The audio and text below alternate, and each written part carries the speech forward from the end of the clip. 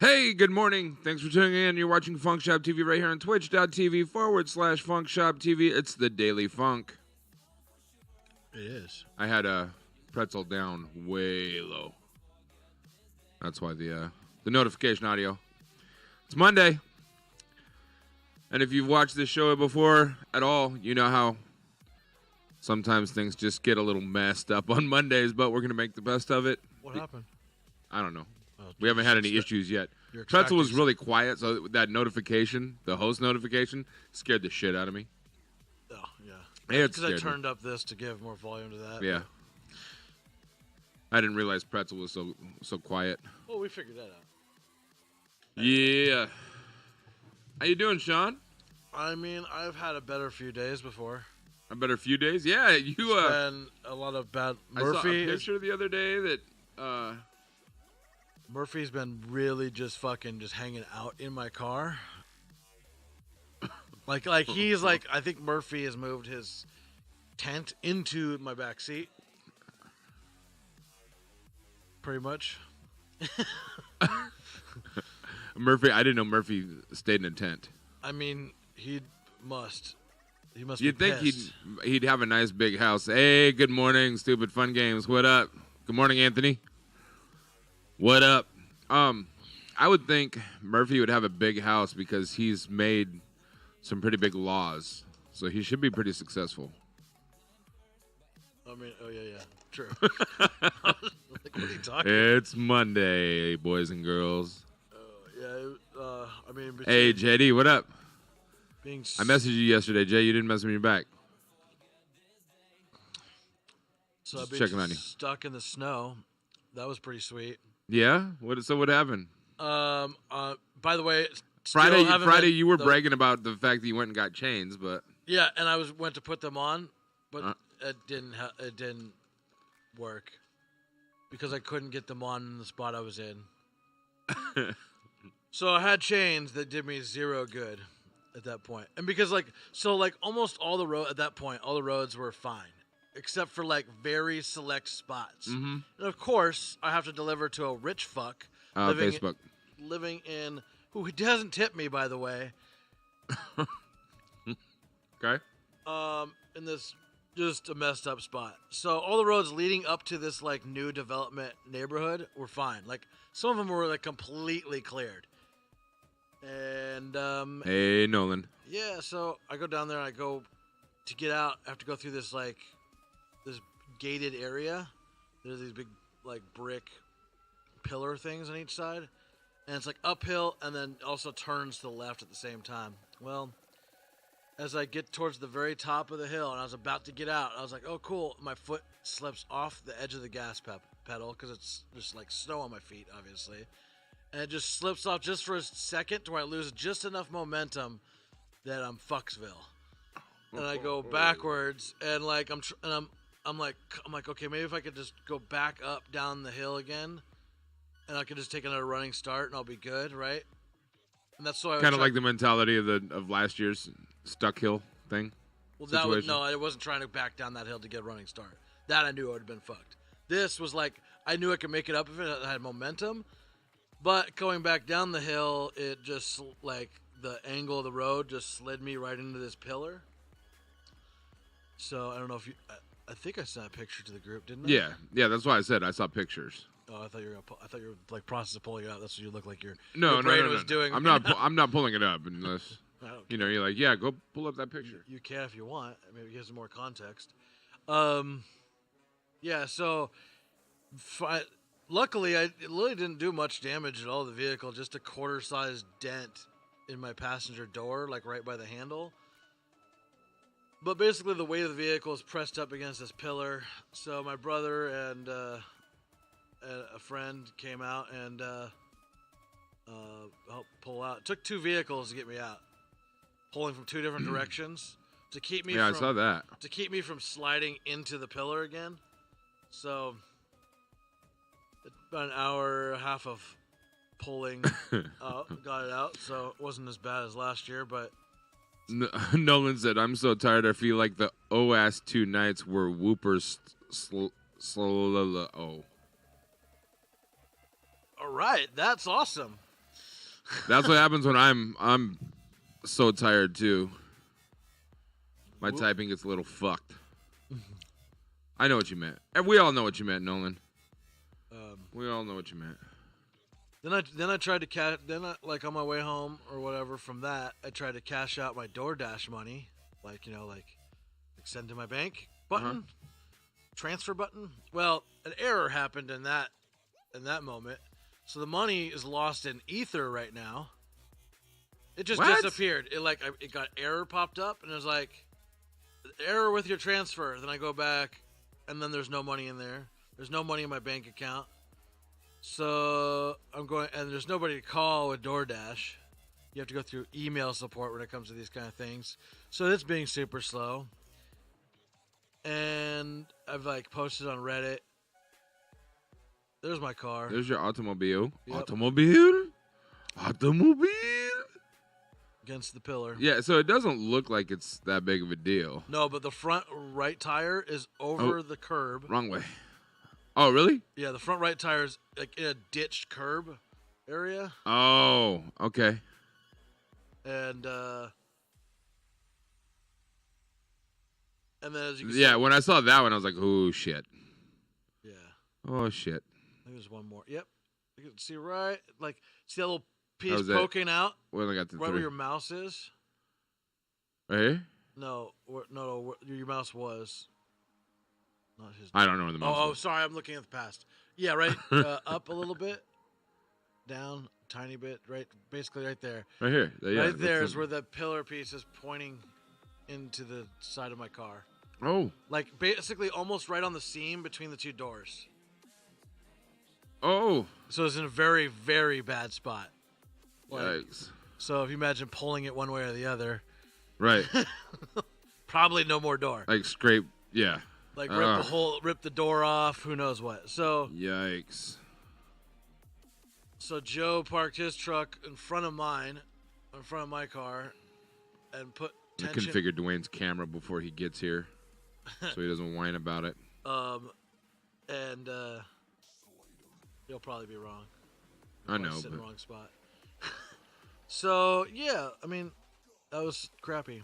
Then I'm still waiting for money from my working. That got screwed. And then yesterday, some Russian kids backed into me in an intersection. What? I posted. I'm pretty sure I posted about it. I think on Facebook or in the group. No, on Facebook. I can't remember. Yeah, I don't see. I don't scroll Facebook unless I'm in the morning on the Daily Funk trying to figure out a news story to talk about. On my way to Walmart, Anthony said he saw the post to get oil to go pick up my daughter and take her to work. Some Russian kids backed into my car, then tried to. Then I was like, great. So so I give them my information. Then they refuse to give me their information. Then they try to blame it on me. But they backed into you. They backed into me. There's two Russian kids in their early 20s driving. I bet you can guess what they were driving. A BMW. Yes. Okay. Black BMW. And they're like, oh, there was no damage to either car. Zero. Maybe a little tiny scuff that could be rubbed off. That was the complete extent to the damage. And so there's basically no damage. So they made the report to my insurance before, and they wouldn't give me their information or anything. And I'm like, all right, well, whatever. So they made a claim against me within an hour, on my way to go pick up my daughter to take her to work. Because they thought if they made the claim first that they were going to win. Well, I couldn't make a claim because I didn't have their information, other than I don't have their information claim. So basically, now it's gonna be these two Russian kids against my word, saying that they said I hit them when they backed into me because they were in the intersection and they're on a sheet of ice and they went to back up. And why were they backing up in the intersection? Because their nose was sticking out, they weren't fully in the intersection. You know what I mean? They're kind of peeking around the corner kind of thing, and then cars were coming and they backed up. Hey, Kat, what up? So. Yeah. It's been a while. That's been my 2 days. Oh, and then try to find somebody who got kidnapped that really didn't get kidnapped. Teenagers these days, man. So that's my last 48 hours. Well, you know what? Teenagers kind of saying that they're somewhere when they're not. It's a freaky situation in today's day and age, but be glad that she said she was somewhere that she wasn't and wasn't just playing some stupid challenge game and cost her life. Oh, right.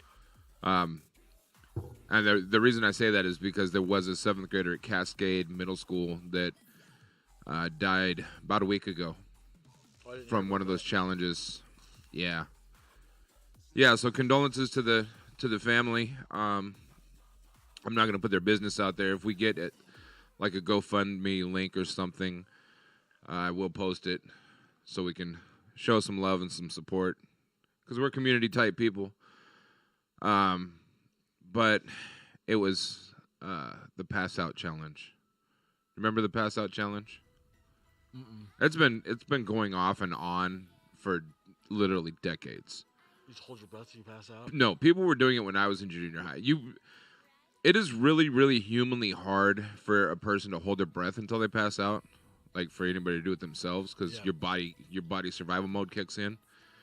So the pass out game, normally every time I saw it played when I was young, somebody would stand against a hard door or a wall, and everybody would push on them, basically to squeeze them, squeeze the air out of them so they can't breathe until they go limp.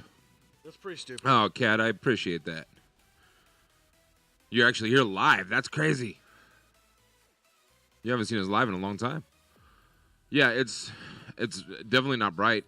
And it's been a trending thing, like I said, off and on for decades. I never even knew about, at least in that form. I've heard of like people just holding their breath till they pass out. Yeah. I've never heard of like that's where it gets screwy is when somebody's like somebody else is involved or somebody else is. Right. That's where it gets dangerous. Well, and the kids that were obviously compressing this girl, they're all pretty devastated about it. They just don't realize how charges is being filed against them. I doubt it,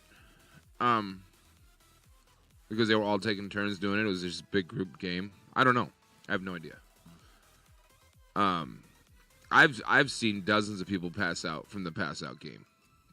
I've never ever touched anybody doing it because I don't want to be responsible. I've got a lot of weight. If I put my weight behind somebody when they're up against the door, it's probably going to crush a lung or break a rib. I don't want to do that. This is why women are more like. This is why they have to be more diligent about their safety than dudes do in general purposes. Yeah, I agree. One of the reasons. It's just it's scary, and yeah, Kat said that always scared the shit out of me. So it has. There's people that are familiar with it. I would never ever play with life like that. Like if your body shuts down because you pass out from lack of oxygen, there's a reason it shuts down. Why should we just do it for fun? Yeah. No, that's pretty stupid. Yeah. You're gonna put your life on the line, become a mixed martial art fighter or something. Go sniff some glue. Do something different. I don't know if that's a great choice. I mean, I wouldn't suggest anybody doing it, but if you're gonna do something stupid, do something stupid that's probably not gonna kill you. Or at least you have the opportunity to make money doing it, potentially, if you're good enough. I mean, yeah. If you're gonna put your life on the line, right? And that's what fighters do. Yeah, man. Yeah, it was pretty crazy this morning. Like getting woken up at like 4:10. My daughter's not in the house. I'm not gonna say her name on broadcast. Right, that's a good idea. But yeah, like I'm like, what? What do you mean? And then she explained, like, I got a text, wasn't here. Not like, yeah.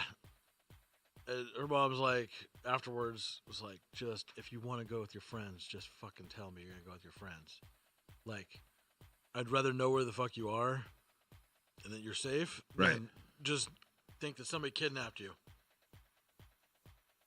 Yeah.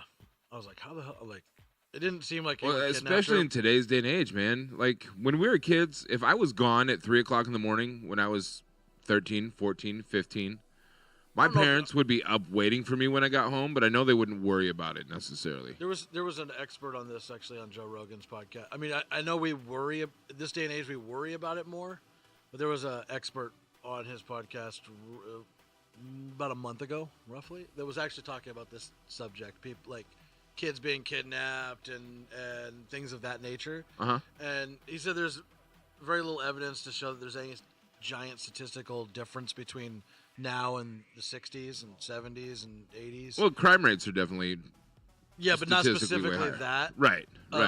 It's just that we make it much more known in the like. There's Amber Alerts. There's things that like bring this topic to people quickly, fast. So it seems more because in the 70s people go missing all the time, and you wouldn't hear anything about it. So, like. Actual numbers are about the same, he says, but to me, it seems like the aggression level is way higher at a younger age, though. The youth has become so desensitized when it comes to killing, when it comes to murder, males, a rape situation. That comes with the internet. We see stories on a very regular basis, just searching for news about 15-year-olds, 14-year-olds, 13-year-olds that are raping girls. I never, ever, anytime I wonder in my if youth. That wasn't, like, roughly the same back then, again. We can't know for sure because there's no way to tell, but I think... Kids are being exposed to sexual nuances at a much, much younger age, so they're starting to get curious about sex at a much younger age. Well, yeah, but when you're talking about, like, kids getting raped or things of that nature, you're talking usually about adults doing it to kids, like naive kids or kids that are just in the wrong place at the wrong time, or they're, the circumstances allow it for whatever reason. There's a million variables, but I think part of it is we see it more and talk about it more because news. That could be, but we didn't have kids getting a hold of roofies and roofing their classmates either. Yeah, well, I mean, and I never ever knew of any kids boofing alcohol. Oh yeah, the kids are doing stupid shit. I'm sure some kid boofed alcohol in the 70s. I guarantee somebody did. It's possible. It wasn't as quote unquote popular, but I think the popularity of these drugs and behaviors and like challenges is because of the internet culture. Have any of you guys ever boofed alcohol? Every day. I want to know. Go to bed. I want to know right now. Tell me if you guys have ever boofed booze. What, isn't that just like a bedtime thing to do? Boofing? Yeah, just do that to go to bed. Anthony said, "I never stuck booze up my butt. I blame Kevin." I wouldn't be surprised if you soaked a tampon in 151 and shoved it in your anal cavity once or twice in your life. It wouldn't surprise me at all. But nothing surprises me anymore. I've never done that. I definitely have not. I haven't done a lot of shit though. I'm pretty square. That just seems excessive. Anthony said, "You sure?" Me? Yeah, no. I was kidding. I'll just drink it. It's a better way. Right. It's proven to work. Why fix something? I was only buzzed one time before I was 21. One time. I think me too. And I will never forget it. I don't remember mine because I was like 3. Well, we were at a friend's house just hanging out. I think I was like 14, 15. And her mom came home drunk. And she started pouring half shots of tequila because it was cute if she was feeding us half shots of tequila because it's not a full shot. So it's not that big of a deal, right? 14 of them later. Yeah. Well, I had never drank before. So about 8 of them later, I ride my bike home. And this was over like Orchards area towards 63rd from Five Corners. And I lived on the other side of Five Corners by Patton. So I rode my bike home, and I remember riding into the backyard and not putting my feet on the ground. I just kind of fell over and fell on the ground. And the phone rang. I heard the phone ring, and my dad yelled out the back door. The phone was for me. So I went and picked up the phone, and I said the phone number instead of saying hello or anything. For some reason, the phone number came out of my mouth. My dad looks at me really funny. I said, I hit my head. Which was probably a bad idea because if he would have freaked out, now mind you, when I was growing up, kids hitting their head, bumping their head was a very normal thing. So it wasn't a big deal.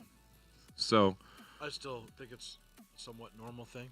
Yeah, me too. I don't freak out about those kind of things. Like, I don't.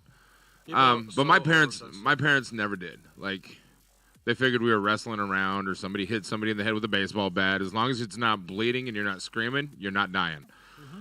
But I could just imagine if my dad would have got like close to me and realized that I had tequila on my breath, he would have freaked. Cat said my old roommate boofed an E-tab. Let's boof some ecstasy. That sounds dumb. JD said Biggz drunk is hella funny, and that depends. Sometimes it's funny, sometimes it's way out of control. And couches get broken. Lots of stuff gets broken. That's why I just don't get drunk anymore. I don't do it. It's a lot of man to try to control when he's drunk and obnoxious. Bad idea. Oh. Well, my weekend, I'm glad the weather didn't get as bad as they said it was going to get. Yeah, me too. Oh, shit. I forgot about that. Potato gun in Hazeldale. I lived right behind what used to be Bilo before they tore it down. And we had a potato gun that could shoot potatoes, launch them into like the parking lot of Walmart. So we used to do that every time I got drunk. Oh. And apples. Pudding cups. Cars. Pudding cups.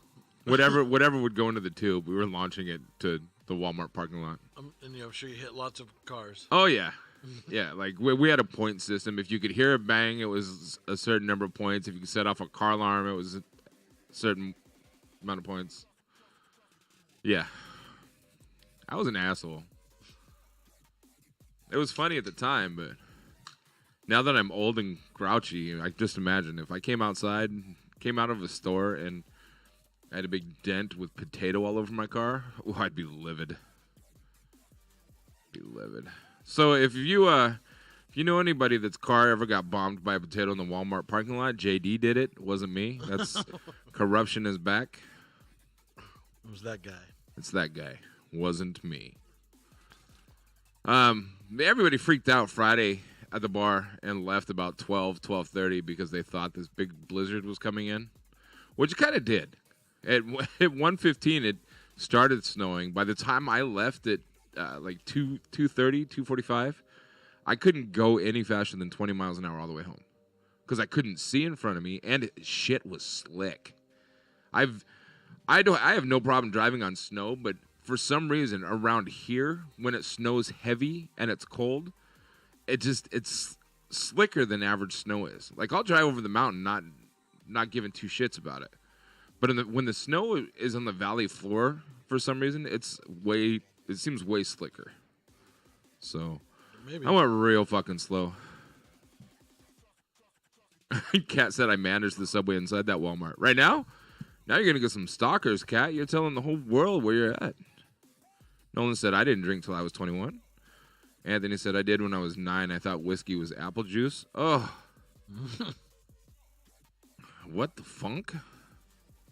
How could you even mistake that? My chat is behind. That's horrid.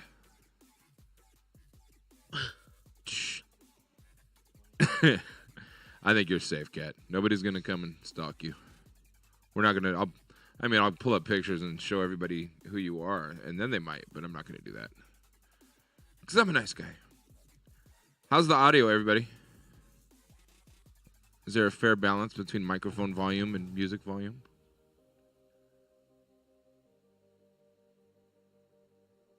Doom.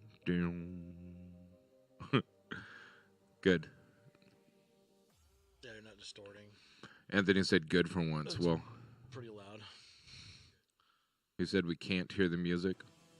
Probably depends on what device you're watching on. Yeah, very much so. Did you watch Grammys last night? No. I won't miss the Grammy. I watched the movies and TV shows. Oh. I was between being frustrated, between being hit, I was like, I had to go pick up my daughter, and I didn't do much. I was really impressed. I was thoroughly impressed, but since you didn't watch it, then we don't need to talk about it. Alrighty. Oh, who was hosting it? Alicia Keys. She did an excellent job. She brought the former First Lady Michelle Obama out for her opening speech in it. It was dope. All the performances were great, except the one thing that disappointed me was my doppelganger that Duane likes to accuse me of, the great white rapper that Duane thinks I look like. He did Rockstar, that 21 Savage is on. Yeah. And he didn't say a thing about the fact that 21 Savage is still in ICE holding, facing being deported. And I mean, I bet he thought about it. I bet you there was like maybe even a discussion about like whether he should say something or not during the Grammys about it. The Grammy platform, especially the head of, they are very, very politically outspoken. Very politically outspoken. So it really shocks me that they didn't encourage him to say something, because they're very liberal. It's obvious. But Kevin Hart wasn't like. That's Oscars. Oscars is completely different. Oscar. Okay. Grammys are for music. Okay, yeah. The Recording Academy. Yeah. For some reason, I thought. I don't know what I thought. I just got mixed up.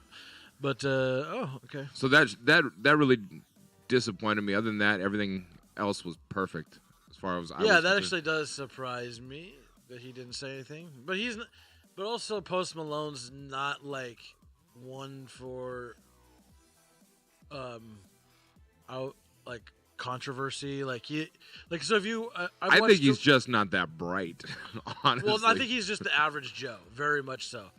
Like watching him. Like, he's not dumb. Like, dumb. I've watched a few podcasts with him on him. Really? He's been on H3. Post Malone has? Yeah, 3 times. They're like friends. He even did like a live he did a live podcast with H3 when they did like a live broadcast, like a live show in front of a studio or like an audience. Huh. And they broadcast it. He was there at that. And then he's been in their studio a couple of times. And watching him for essentially, I've watched maybe 9 hours of him having conversations about stuff. He just seems like very much like a normal, everyday, chill dude. Non-controversial. Yeah, he's not trying to push buttons so much. He'll talk about whatever, but he doesn't seem like the kind of guy that would say, "Oh, let's get riled up the Grammys" kind of thing. Make something. All right. So he seems. That's actually one reason I like. Before I heard him talk, have conversations, I really wasn't that excited about his music or. Well, it's part of that mumble genre. Yeah, it's very He is one of the more talented mumblers, but it's still mumble genre. Yeah, I mean he all of his music sounds the same, so I can only listen to him in little bits. Right. But and that's fine. There isn't that bad. It's not like some of the crap out there. But yeah, once I actually got to listen to him, I was like, okay, I'll actually download some of this guy's stuff, because he seems like just a cool guy to hang out with. So that's my take on it. Well, so much for talking about the Grammys. I mean, we're talking about. Can't believe somebody that's someone involved in making their own music. I didn't even know it was on, bro. I'm just giving you shit. If I knew it was on, then I might have watched it. I can't say I would have, but I might have. Next year, we're gonna host a Grammy watching party. And speaking of watching parties, we were invited to apply.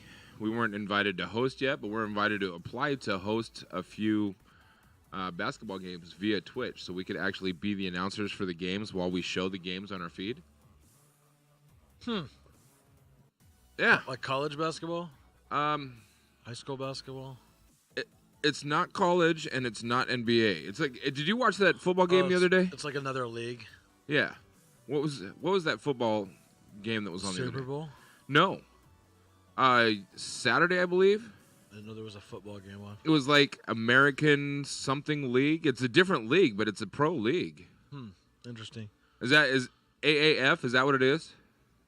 Yeah, Alliance of American Football. That's it. Oh yeah, I heard about that.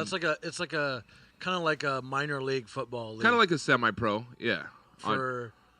It's another drafting opportunity that the NFL was trying to put together, if I remember right. Look at the chat for what, dickhead? There was nasty shit. What are you talking about? What in the fuck are you talking about? I don't see anything.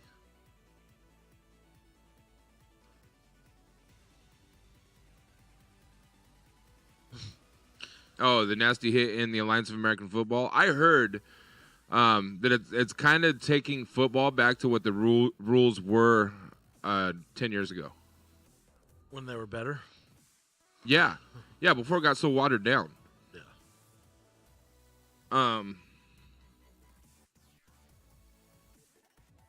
When football was actually football.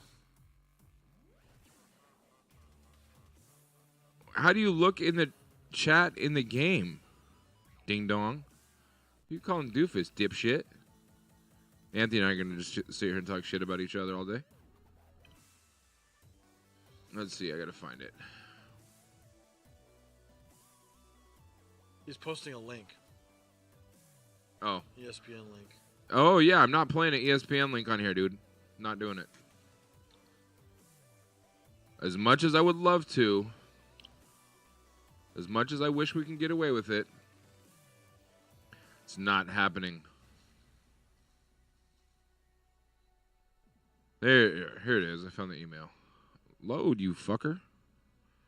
Why has my CPU been running at like 100% all day? There's not enough cactuses in it? Streamlabs is taking up 55%. How long does it take to get air? Maybe he's getting like Zimbabwe air. He can only put Nigerian air in it because he's Nigerian. NBA G League. That's the ones we can sign up to co-stream. NBA G League. Okay, I'll watch it. All right, Anthony, you suckered me into it. And Discord is live right now. I probably shouldn't have told him that, but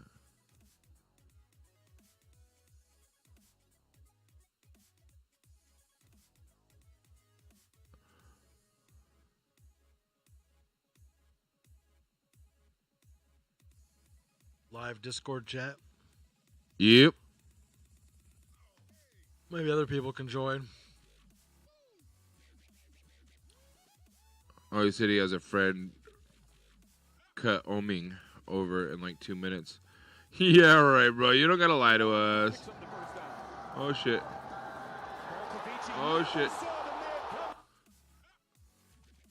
I gotta mute that so I don't get in trouble.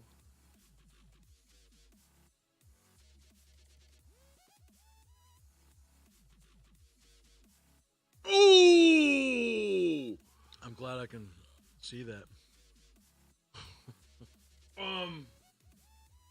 Well, Anthony wasn't kidding. He got his fucking head knocked off.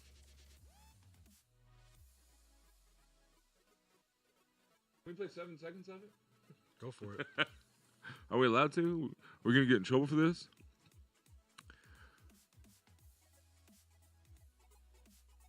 I'll just hit on the quarterback.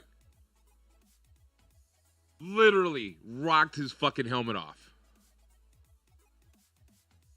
That was a pretty good hit. When was the last time you saw that in a televised football game? Not in a while. Not on the quarterback. I wish there was a better, like, a zoomed-in angle, because Yeah, me too. where you can more than likely helmet-to-helmet contact. Which probably doesn't really matter that much in this league. Probably not. I didn't see a flag, so... Woo! That would not happen in the NFL. Yeah. Somebody get ejected for that in the NFL. No fun league. So, the NBA G League... wasn't called... What? I'm going to go ahead and sign up for it. It wasn't. It was called... Wasn't shoulder to shoulder. The helmets aren't as good. What does that have to do with helmet-to-helmet contact? He said it wasn't helmet, or it wasn't called.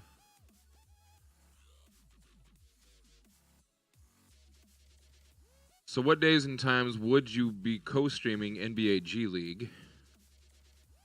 Please sign up for slots that you are 100% sure you will be co-streaming. So we have to commit to this if we're gonna do it. The problem is we have sounds like fun. February 22nd at 5 o'clock p.m.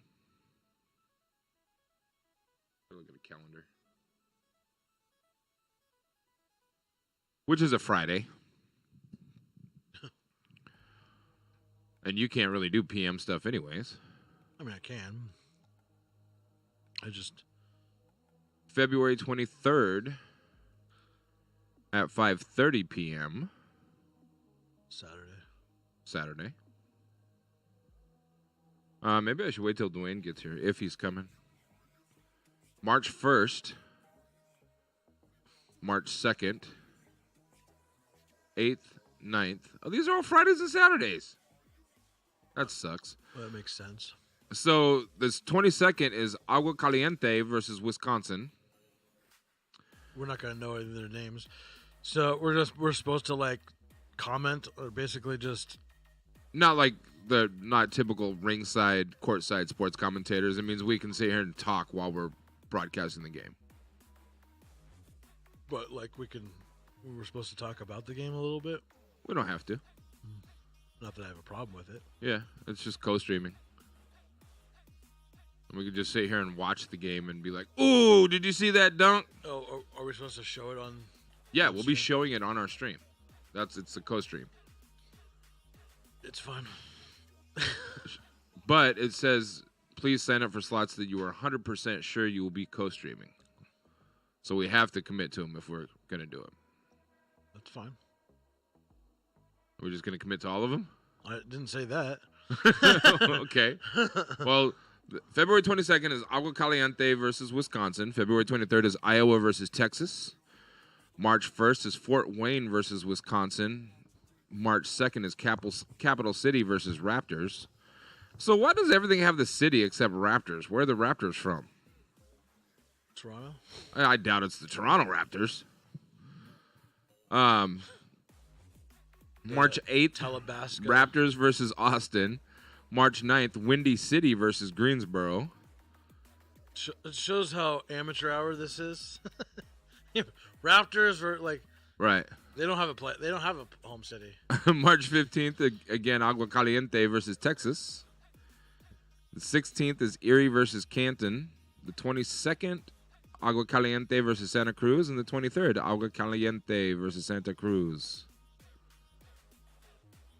So it's 2 games in a row with the same teams. Yeah.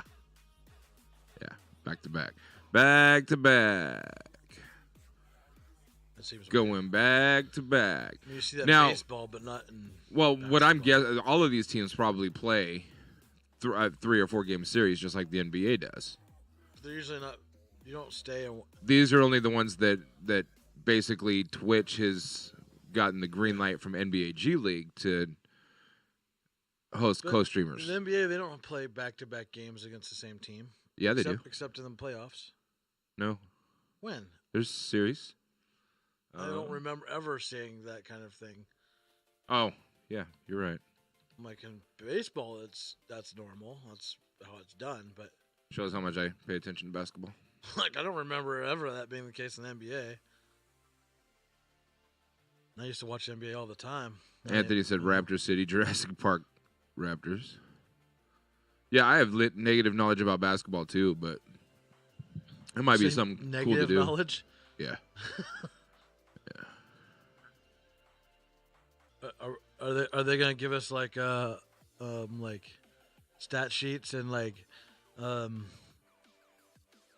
I doubt they really care that much about it. player like lineups and stuff of that nature? Yeah. So it says, what exactly is co-streaming? Co-streamings allow you to air certain broadcasts on your channel so you can provide your unique commentary, laugh track, or play-by-play to create a whole new form of entertainment that you and your community can experience together. What can I co-stream? This year we're bringing you more Twitch-licensed co-streamable broadcasts than ever before, such as sports like the NBA G League, award shows like the Crunchyroll Anime Awards. We can sign up to do that too if you Sweet. Let's do it. know anything about it. It might be a good idea to do a bunch of these co-streams. TV marathons like Inspector Gadget, the old school ones, not the newer ones. In the coming days, we'll be publishing blog posts announcing the return of the NBA G League and Crunchyroll Anime Awards. If you'd like your channel to be included in the list of streamers co-streaming either event, visit the forums and sign up. Let's do it. Let's do it to it. Which ones are we going to sign up for then? I don't know. Duane, we're waiting on you. I'm going to be like, Duane. Come on, Duane, hurry up. Because these are all Fridays and Saturdays, so I have a hard time committing to being here the whole time because I have to work. How long are the things? I'm guessing probably 2.5, 3 hours. So 5:30, 6:30. Yeah, you have to be at work at what, 9:30? I usually leave here about 8. But that means I'm usually... Yeah, I mean... Something like that? I can make it happen. It just makes for a much longer evening than I want to deal with usually. Yeah. Yeah. So, while we wait for Duane, here's an interesting article that was actually posted last year. Everybody might have heard about it already. I didn't, so that's why I want to read it. And the headline is, Church Leader Mauled by Lion After Trying to Prove God Would Intervene. A Christian church leader tried to prove the Lord would step forward and come to his rescue to save him recently when he went up against a lion. Things did not go as planned, and the church leader had his buttocks and arm mauled by the lion when he ran towards the pride to try to prove that the Lord had power over animals in the wild. Zion Christian Church prophet Alec Ndaiwane was viciously attacked by the lion during a safari trip. The man wanted to prove the church members with him that God would save him. The man went into a trance and began to speak in many different languages and then started to run towards the pride of lions that were eating an impala in the Kruger National Park in South Africa. The man started approaching the pack very quietly, and of course they wanted to protect their kill, or they saw him as prey. As the man charged up to the pride, the pride grouped up on him and attacked. The lion chased him before one of them bit down on his buttocks. Duane said that he did not have any idea about what came over him, but said that the humans were given dominion over all of the Earth's creatures. Damn it, Duane. Why are you always acting crazy, bro? Now, this one is Ndiwane. So I'm just going to say Duane. Ndiwane. Since Duane. So. But if it was The Rock, would you think the lions would have ran the other way? If they're eating their fresh kill, yeah, probably. They probably would have attacked him more viciously, actually. Who? The Rock. What, because he's bigger? A bigger threat. Yeah. But could you imagine? What did they kill again? Sorry, I missed that part. What were they eating? Yeah. An impala. A car. No, you know the car Impala is named after the animal Impala, right? I didn't know there was an animal named Impala. I had no idea there was. So I'm picturing them eating a car. I'm like, oh my God! This is the weirdest thing ever. You're serious right now? I had no clue there was an animal called Impala. That is not in any children's animal book. The 6-year-old that lives in this house can tell you what an Impala is. There was no animal book with Impala on it. That didn't exist. Somebody clip that. Somebody clip that. Oh, that was funny right there.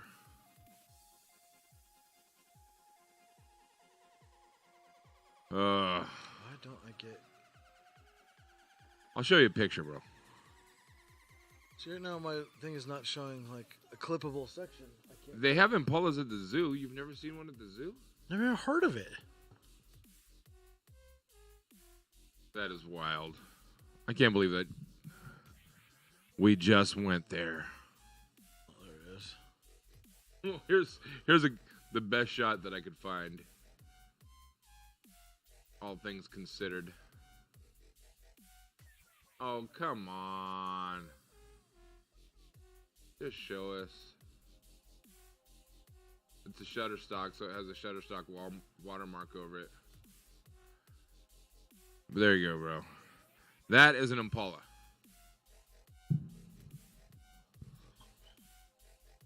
I mean, all right. It looks like a deer with different kind of horns. Yes, that's essentially what it is. Basically. It's an African deer with funny horns. So that's what the lions were eating, and this guy, this church leader, said, "Man has dominion over all of the animals. Watch, I will prove it to you. May God save me." And he decided to run up on some lions when they were eating their Impala. And I'm still in my brain. I'm still thinking of them eating a car, but okay. The man realized the Lord was not going to save him. He tried running away. When Duane realized that the Lord was not going to help him out, he began to try to run back to the car. However, it was not. Let me guess, an Impala. No, I doubt it. That would be hilarious. Yeah, it would be, but I don't think there's an Impala driving around an African safari. There could be. Somebody could have 4x4'd They one donked it out. Yeah. Maybe we should have Jeremy from State Farm call us to see what it would cost to insure that Impala. So, however, it was not long before one of the lions caught up with him and bit into his buttocks. Bit me in the buttocks. It was said that he would only manage to get away with the getaway thanks to a game range, firing shots towards the lions to make them run away. Duane said that he thought that the Lord wanted him to show how powerful the Lord was over animals. Duane was rushed to a hospital close by and had to undergo emergency surgery to stitch his wounds up. He was well enough to be discharged later on the same day. So they didn't rip half his ass off. Yeah. A Kruger National spokesperson said that the park officials... Picture, like, literally, like, lion biting, just one cheek right off. Yeah. Well, here's a... Somebody did get a picture of him while he was trying to escape. Is that really? Yeah. Yeah. Apparently, that's the picture that's on the story. Man, you are a dumb ass. Dude, look how big lions are, man. Look Right. how big that cat is. And it's a wild cat. Now, it could be a really, really small man. I bet you he's 5'8", 6 At foot. least. Yeah, I was kidding. I mean, I don't think he's a midget. I don't think he's part of the Tiptoes cast. You know, I've got faith in everything. Like, I've got my own religious beliefs. And I do know that in the Bible it does say something about man has dominion over the animals and everything on earth. But It's also stupid. there's this thing called common sense. And common sense tells us that it is a bad idea to approach a bunch of lions that are trying to eat their dinner. Don't do it. You don't even do that. Like cats, like little house cats don't like Right. it. They'll attack you. Yeah. So what do you think a What do you think a 1,000-pound is going to do? A 1,000-pound cat that can run 50 miles an hour? Fucking dummy. Like, they chase down giraffes and big-ass animals in the wild all the time. Man, come on, Duane. What now? Now, I know you tell some tall tales sometimes. He said, I'm en route.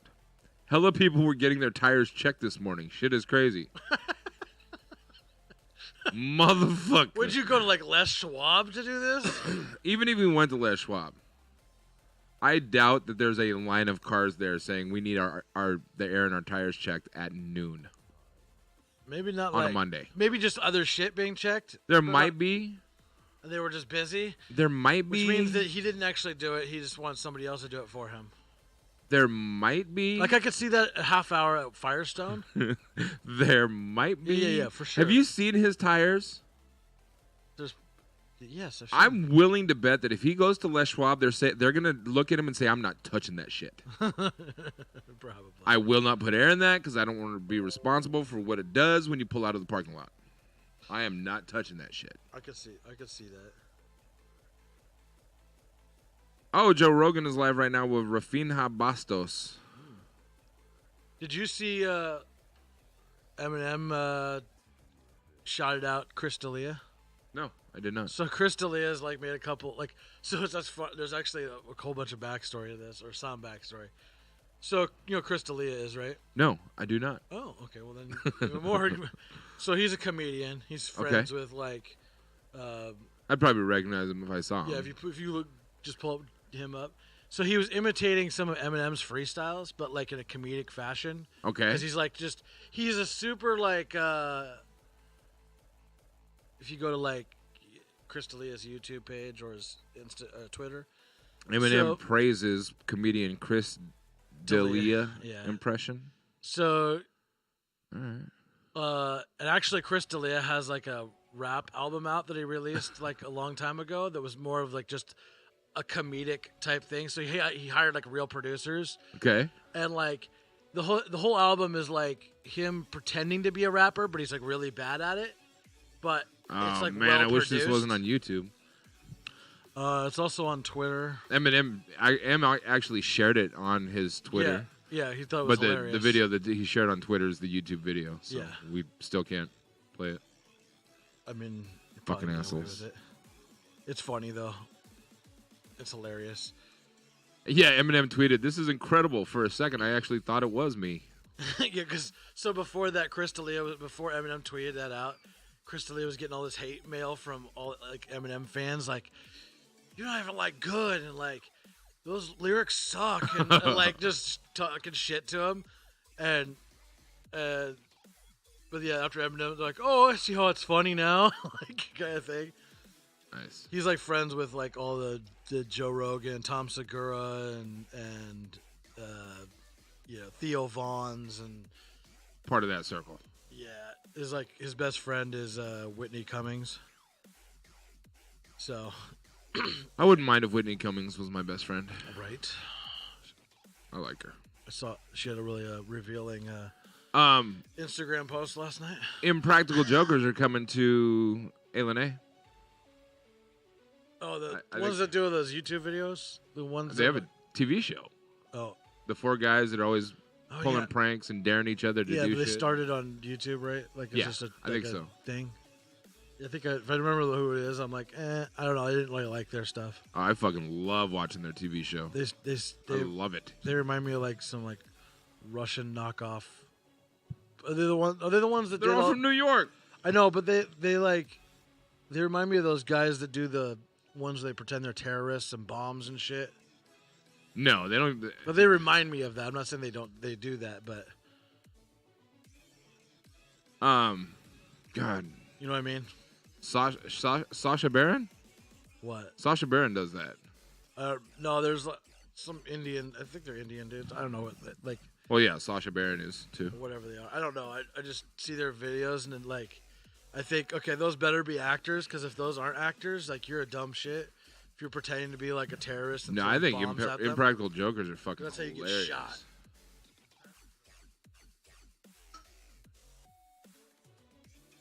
They're coming to A. Yeah. Yeah, that's why I brought it up. We're just talking about Chris D'Elia. Oh, he got shouted out by Eminem. Oh, really? Yeah, because he did an Eminem impression, like Eminem rap impression. And Eminem was like, I thought this was me. When you get shouted out by Eminem, like you know you did something fucking dope because like he's one of the those best. Guys. Yeah, I'm not into those guys. Oh, you're gay. What's my sexuality have to do with me finding them entertaining? Everything. I mean, you can be gay. Right. I didn't say it's a bad thing for you to be gay. I'm just saying you're gay. Okay. Yeah. What? That's not what I was saying at all. That has nothing to do with what I was saying. What are you talking about, bro? I like having fun. Fun. Girls just want to have fun. They do. You're gay. Did you watch your Grammys, Duane? Grammys? What the fuck is wrong with you people? You call yourself a singer. You call yourself a fucking rapper. Both of you claim to be part of the music industry. Yes. Yes. Ask any professional musician and they'll be like, what's wrong with you? Good thing you're not a fucking professional musician then, huh? Maybe you had other things to do. Yeah, what were you doing last night that was more important than watching the Grammys? I was looking for a kidnapped child that wasn't actually kidnapped. At 8 p.m.? No, You said that happened at like 4 a.m. Yeah, I was You're planning on looking for a kidnapped kid at 8 p.m.? No, I'm a proud member of the Music Society and a proud co-sponsor and co-signer of everything musical. So, yes, I pay attention to what's going on in the music industry and the music world. All right. Well, whoops. Don't you? I mean, there we go. You think that's what musicians do. This is true, but I haven't watched the Grammys, bro, and probably... I haven't actually watched the Grammys since Eminem was on the Grammys. I haven't watched the Grammys in probably 8 years, bro. Yeah, that's what I'm saying. Because I just don't. I think the last one I actually watched all the way through was the one with Eminem and what's his face, the gay piano player. Oh, Elton John. Elton John. That was epic, bro. That shit was epic. I think that was the last one I watched fully. Yeah. Alicia Keys That was a playing long time two ago. pianos at the same time last night was fucking epic. Oh, that would probably been dope. Hell It yeah. was one on this side and one on this side. It wasn't like one above and one below. Yeah. It was this way. That's she was tight. playing this Super way. hard. That's dope. And it was the like lounge, the 1940s saloon. Don't da ba da ba da ba ba da ba da da boom bum ba da ba da ba ba da ba da da. Yeah. And I was just like, holy fuck. Like, That's I remember awesome. my dad playing that when I was a little kid, and I loved it. But to see a woman playing it on two different pianos that are like on opposite sides of her body. Oh, you think it's harder for women to play two pianos than men? No, for a song that came out in like the 1920s, 1930s, 1940s, for a woman to sit there and play it like that, I mean, it is definitely a contrast. To play it like she did was probably awesome, but just to play it in general is just notes. Because you kind of, anytime I hear that song, you think of a Wild West film where some guy in some saloon Think of some slapstick, bro. playing it. Yeah. Yeah. Yeah. Some slapstick. Bro, so I read this shit out of a article stick. before you got here. This guy took a bunch of his church congregation on an African safari, and he wanted to prove to his congregation that man reigns over animal kingdom. Man reigns over with a gun in his hand, maybe. No. He was trying to prove a point to his people and show that his faith in God would protect him. So he decided to approach Pride of Lions eating an Impala. These manimals. Did you know there was an animal called an Impala? So, the funny thing is, I didn't. Shawn, I thought they were eating a Shawn's car. got this. I'm talking this story and reading the story, and Shawn's got this really bewildered look on his face. Yeah. So I pause. I'm like, "What's the matter?" He goes, "Why are the lions eating a car?" I was like, "Dude, you're fucking serious right now?" He goes, "Yes." I said, "And Impala's an animal." He goes, "They named an animal after the car?" No. Come on, dude. You see the Impala? Dude, no one told me there was a... The Impala symbol is an animal. Now it is. Back in the day, it wasn't. But the symbol for Impala is the I circle remember with back the- in the day, a Yeah, car, yeah, an I feel Impala, you. and that was it. I get it. I didn't grow up. No one showed me a little picture book with, this is an Impala. Yeah, I know. I get it. We're in our 40s now, though. Yeah. You know what I know, mean? but I'm not an animal Well, like I said, there's a researcher. 6-year-old here that can tell you exactly what an Impala is and probably where they're from and what. But part it of is the world true, they- though. It's like people that don't know, like, pumas are actually animals. You know what I mean? It's like they people just think involved in they're the music shoes. industry that don't watch the Grammys. I mean, I knew a It's puma was bananas. an animal. Especially in Yeah. a podcast format. You have a podcast and you don't watch the Grammys. No, I don't watch the The Grammys. Grammys are bro. the fucking talk of the town. You watch any talk show right now, Nah, they're talking bro. about the Grammys. No, all it is a bunch of celebrities now together. Whoa, what are you When wearing? was the last time you watched I'm it? wearing this. That is a 8 very years ago. unfair statement Since you haven't watched it. See, I know what you're so trying long. to do. You're stirring the pot, and it's not going to work. I'm not stirring the pot. I'm calling you the fuck out. So the fact I'm not trying to stir the pot. I'm calling you a dipshit for being a part of the music industry and not paying attention to the Grammys. Okay. I'll take it. That's what I'm doing. I don't care, though. And that's part of the problem. Like, you want to take your career from here to here, but you got to start caring about what the people up here are doing. No, I don't want to take my career there to there. I got other shit going on. So I sing for fun, bro. I just happen to get paid for it. All right. So, no, I didn't watch the Grammys. No, I don't give a shit. That's awesome that Alicia Keys did great on the piano because I think she's a fucking mad talent. But the music industry is shitty right now, and it has been for a long time. You know, I think you would change your mind if you would pay attention to it more. Nah, I'm good. But anyway, so about this story. That's like saying having an opinion on politics when you pay no attention to politics. Well, I do pay attention. I don't pay as much attention as you. And we already went over the reason why I don't get into politics with people because it turns into an argument. So anyway, back to the story. What story? Whatever we were just talking about. We're talking about the Grammys. That's what we're talking about. No, we were talking about the African fucking dude. I'm done. I thought it was funny okay. that Shawn thought an Impala was a car. Oh, okay. I thought you were getting deeper into it. No. Okay. No.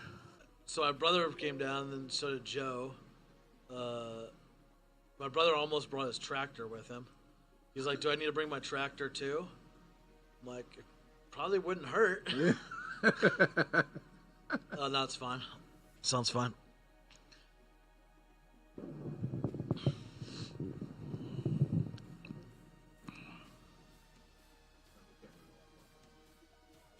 Cool. Should I just leave it on this? This is just like We're live now, by the way. And we it's are working. back. We are back. It's us with the cacti, which these are entirely too close to each other. Need to spread the cacti love. Right? We got to put the dock over here. That's called the dock. This is the dock cactus.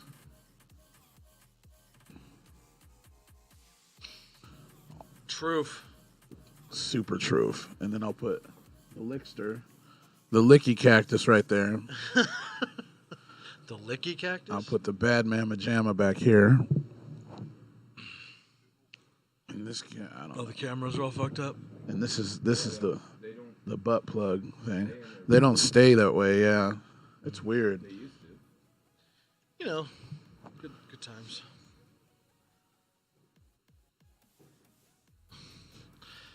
Well, all right. Is anybody watching? Not yet. Yet is the key word, though. They're gonna come back. They're gonna come back. I wish you could manually send out like notifications. Yeah, and be like, they're back on. Click. Well, I guess you could if you just went through every last person and was like, yo, we're back on again. I don't know. We don't have links to who was here watching. Oh, we could. Oh, that's true. I can whisper back to him. Be like, hey. Oh, you still have it open? Yeah. We're back on again. All right, I'll message what I can. Should I message Pretzel Rocks? You have to. You got to make sure they're still playing music.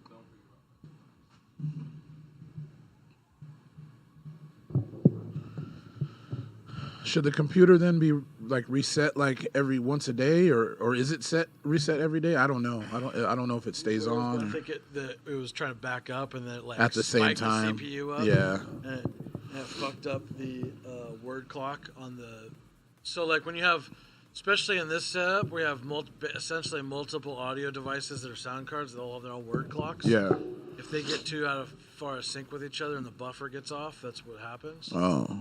And so there's not like a master clock syncing them all together. Right. So that's why studios have like big studios when they have lots of different gear. Yeah. And if they have word clocks in them, they use a central word clock for everything to link to. Yeah, it connects to it, and then it keeps everything the exact same. Keeps the same reference points. It's like time. It's like literally keeping time. Yeah. And so it knows where the samples are supposed to be. Yeah. So they're made with diamonds, by the way. Just a little factoid.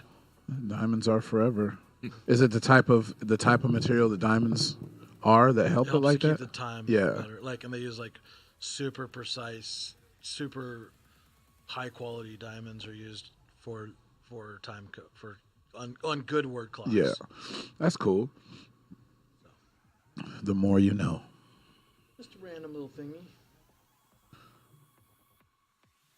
Anyway, story. I don't want to talk Why? because I don't want shit to fuck up again. B starting to think it's him. Every time I want to do something great, Every time I raise my voice, motherfucker. the computer's like, Every time we're I get out. passionate. Computer said, "Fuck your Grammys." You guys know what the EPA is? No. Electrical pacifying association. No. It's a good guess though. Dwayne, any idea? The EPA. Yeah. It's actually for like Is the EPA like a reading, like, or not a reading, but a Like an EKG? like a measurement? No. it's a thing for I don't know. pollution, something pollution You're control. definitely on the right track. I forget what. I know what it is. The but- EPA is the Environmental Protection Agency. It's an independent agency of the United States federal government for environmental protection.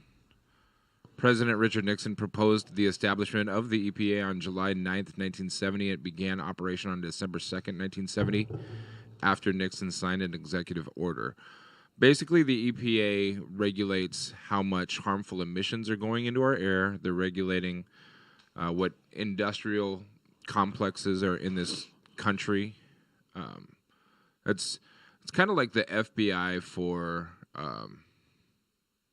pollution and Yeah, so quit polluting shit up. air quality conservation. Quit letting air out your tires polluting the atmosphere. They Come down, yeah. a lot of times they work in coordination with OSHA OSHA. and the Food and Drug Administration. I love those associations. They're like my favorite. OSHA especially. Well, the EPA, they're the ones that are kind of monitoring like global warming effects and emission effects, favorite. CO2 effects. Well, Makes sense. you know how I'm always like talking shit about the Koch brothers, the COCH Koch brothers. Always doing coke. Koch is putting a lot more money into. They failed. They put a lot of money in 2017 into abolishing the EPA because they don't want anybody taxing them on the amount of pollutions they're putting in the air. But apparently, with Trump in office, they have become emboldened and felt empowered, and they're putting a whole lot more money into trying to abolish the EPA entirely. Well, that's why I drink Pepsi. Why I do not drink Coke. Coke is shit. Coke is shit. Just so we are clear on this. Pepsi, I need you to back the EPA. I'm not even like for backing like these kind of things, but in this instance, Right. fuck Coke right in the ever-loving Coke hole. Shawn, What? wrong Coke. This is COCH, not COKE. What? Koch brothers. The Koch industrial. brothers. They're always Don't they putting out own Coca-Cola? No, Oh. no. Son of a This bitch. is Coke Fuck as you, in man. COCH. Now, are you familiar with Crown Zellerback? The paper mill in Camas? Crown Z. I mean, These I know all there's a sound paper like mill in rap Camas, albums. but Do you remember when like That new Crown Z coming out next week, it though. wasn't that long ago that half of the paper mill was shut down because a major company came and bought it out because they were a competitor and they wanted to be able to eliminate competition, so they just bought them out and fired half their staff. So me That was making Coke. fun of Coca-Cola was the wrong thing? Yeah, I mean that's absolutely non-relative. I still drink Pepsi, though. yeah, me too. But That's like Tom Segura still saying, fuck Nike. that Coke that you're referring to, like as in the beverage, they're owned by, well, partially owned by the Mormon Church. Are they really? Yeah. Wow. Well, how ironic, because in the That's- Book of Mormon, you're not allowed to drink caffeine. Caffeine is shunned in the Mormon fucking Church. liars. But they own part of Coca-Cola. Such a two-faced world we live in. Two-Face world. Continue. But I was going to move around to a different story, but since you brought up Coke. Oh, damn it. Yeah? Well, you did it. Did they do something else? What did Pepsi do? They had to do something. Coke had to apologize or hold on, I'm trying to find the picture. Wasn't Coke sending like water to Africa or something? Yes, but that's other things like they were involved in something. Yeah, Puerto Rico. All over the world, they're like helping deliver water, like clean water, all over the world. Coke and Pepsi both. It's the only place that Toto used to deliver water to was Africa. So now I know you guys aren't going to see anything wrong with this because you guys are very level-headed and you see humor in most things that the general population doesn't anymore. Because you're on a plane full of interesting people, and hey, you never know. So see how there's a little arrow here? Yeah, What's that arrow for? To turn the thing. You've turned the napkin over, and it has a line for name and a line for phone number. These are distributed on airplanes, so basically you could write your name and number. It's perfect. Why does the red line go up and down? It doesn't go up and down on a Coke. It's just to make it fancy for the napkin. Just go sideways. It makes it look like a fancier cocktail napkin. But it's wrong way on a Coke, isn't it? The whole Isn't can, the whole red can line is goes red down? with a white swirly thing. No, but at one point wasn't there just a red stripe around the middle? I don't believe so. Maybe I'm thinking of something. See, that's that Mandela effect, man. Maybe it could have been. So these were on airplanes, and Delta ended up having to apologize as a result. Oh, did somebody get mad instead of promotes fucking it promotes some Me Too shit? Here we go. Pull that up again. Wait, pull that up again. You want to read it? Yeah, I want to see what that says. Because you're on a plane full of interesting people, and hey, you never know. So I don't see the problem. I don't even know. So the arrow is here. You flip it over, and there's a line that says name with a blank and number with a blank, so you can fill in your name and your phone number. So, like, if you ask a girl for her phone number and say, hey, you know. No, so you can give the whole premise is so you can write down yours and give it to somebody. You slip it to them. That's. Oh, I would use it the other way around. I'd be like, well, it's creepier when you ask for somebody else's number. Hey, fill this out for me. That's a little creepy. Well, I mean, you wouldn't do it right off the bat. I mean, hopefully it would be at the end of a conversation. That's a Joe move, and like, I made all these fans for you. but yeah. It is, yeah. But you get the gist of it. I mean, that we understand what these are for. If this was a cocktail napkin in a bar, it's perfect. It's absolutely perfect. It's genius to me. Yeah, it'd be tight. But there's going to be some people who so have the a article problem reads, with it. Delta has apologized after handing out quote-unquote creepy Diet Coke napkins to passengers, encouraging them to give their numbers to their plane crush. What's the why are they apologizing for that? Delta Airlines and Coca-Cola have apologized for handing out creepy Diet Coke napkins to passengers on board flights. But what makes it creepy? First off, hold on, let me get what. There's an article, guys. There's an article. Angry Travelers, see, that's what makes it creepy. People get mad over it. Travelers have been sharing images of the napkins, which feature an array of messages encouraging flyers to flirt with fellow passengers on Twitter. Oh, my God. Another one says, be a little old school. Write down your number and give it to your plane crush. You never know. Another napkin says, because you're on a plane full of interesting people, and hey, you never know.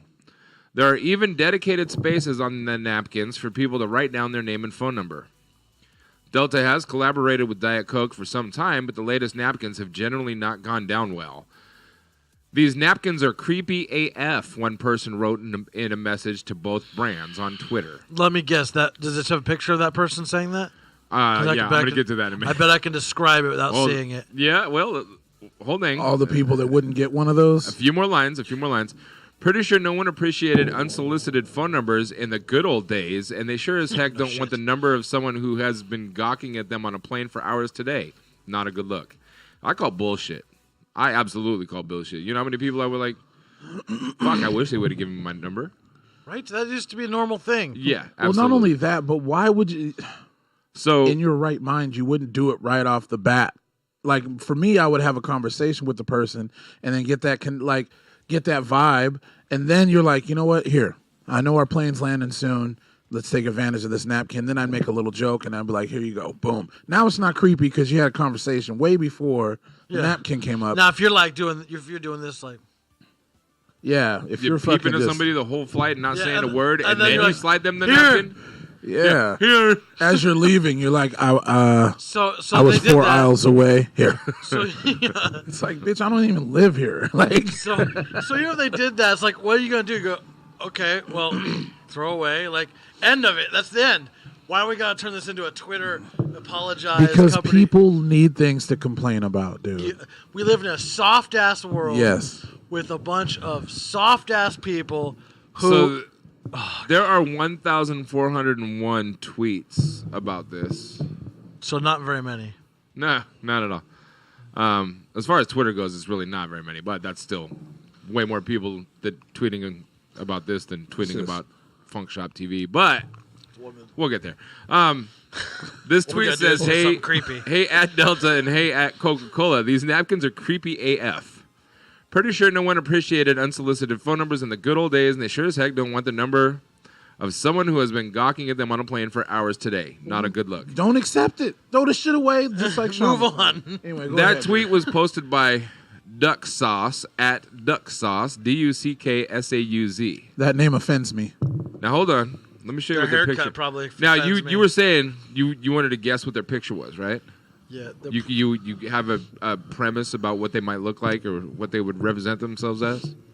Go ahead, lay it on me. I'm gonna say they're like What's your guess? female with like short hair, cut like a boy, or like a Justin Bieber kind of thing, like back in the day when you had like that long Okay, thing going, maybe. the fullet mullet. Something, like something. It's a neutral gender haircut. Yeah, for sure, 100%. There's gonna be a lot of those. The Ellen. The Ellen. No disrespect to Ellen, because I love Ellen. Shout out to But Ellen. Ellen's not so like neutral. Ellen, put me on your show, please. But yes. Any guy or girl could have that haircut. Yeah. But I think Ellen's is more just straight lesbian haircut. There you go. Do I look like I need this shit right now? You look like you need 4 of them. Right. Fuck, I feel like it. Oh shit. Maybe that's why I'm so hangry today. I was gonna say, man, I should have gave you that rock star when I walked in. You would have jumped on me about the fucking Grammys. I would have anyways, 'cause I expect more out of you guys, but Don't expect nothing over except it. for me to get stuck in the snow at least once a year. I'm over it. Right. At least ask why I don't watch the Grammys. So don't just be like, assume I'm an asshole for not watching the Grammys. You are an I'm asshole for not watching the assuming- Grammys. That damn haircut. I mean, I'm just saying. I'm just saying, like somebody who's. You think you're a better singer than everybody on the Grammys? No, absolutely don't. And nor would I ever say that. You know better than that. You know better than Now that. I'm stirring the pot. No. Ninja. I'm picturing like a Portland type person. Thank you for keeping it on track, Shawn. Yeah, a Portland type person. Who do you think? What do you picture when you hear somebody tweeted that bullshit? I just, anytime, well, specifically that one, I'm not sure. I think There you it's go. somebody who's uptight and probably There's their doesn't Twitter get, picture. I mean, I was close. well, That's from San see, Francisco. the thing about it is teddy bears don't have thumbs, so I don't know how they wrote that. But, Speak to text. yeah, right.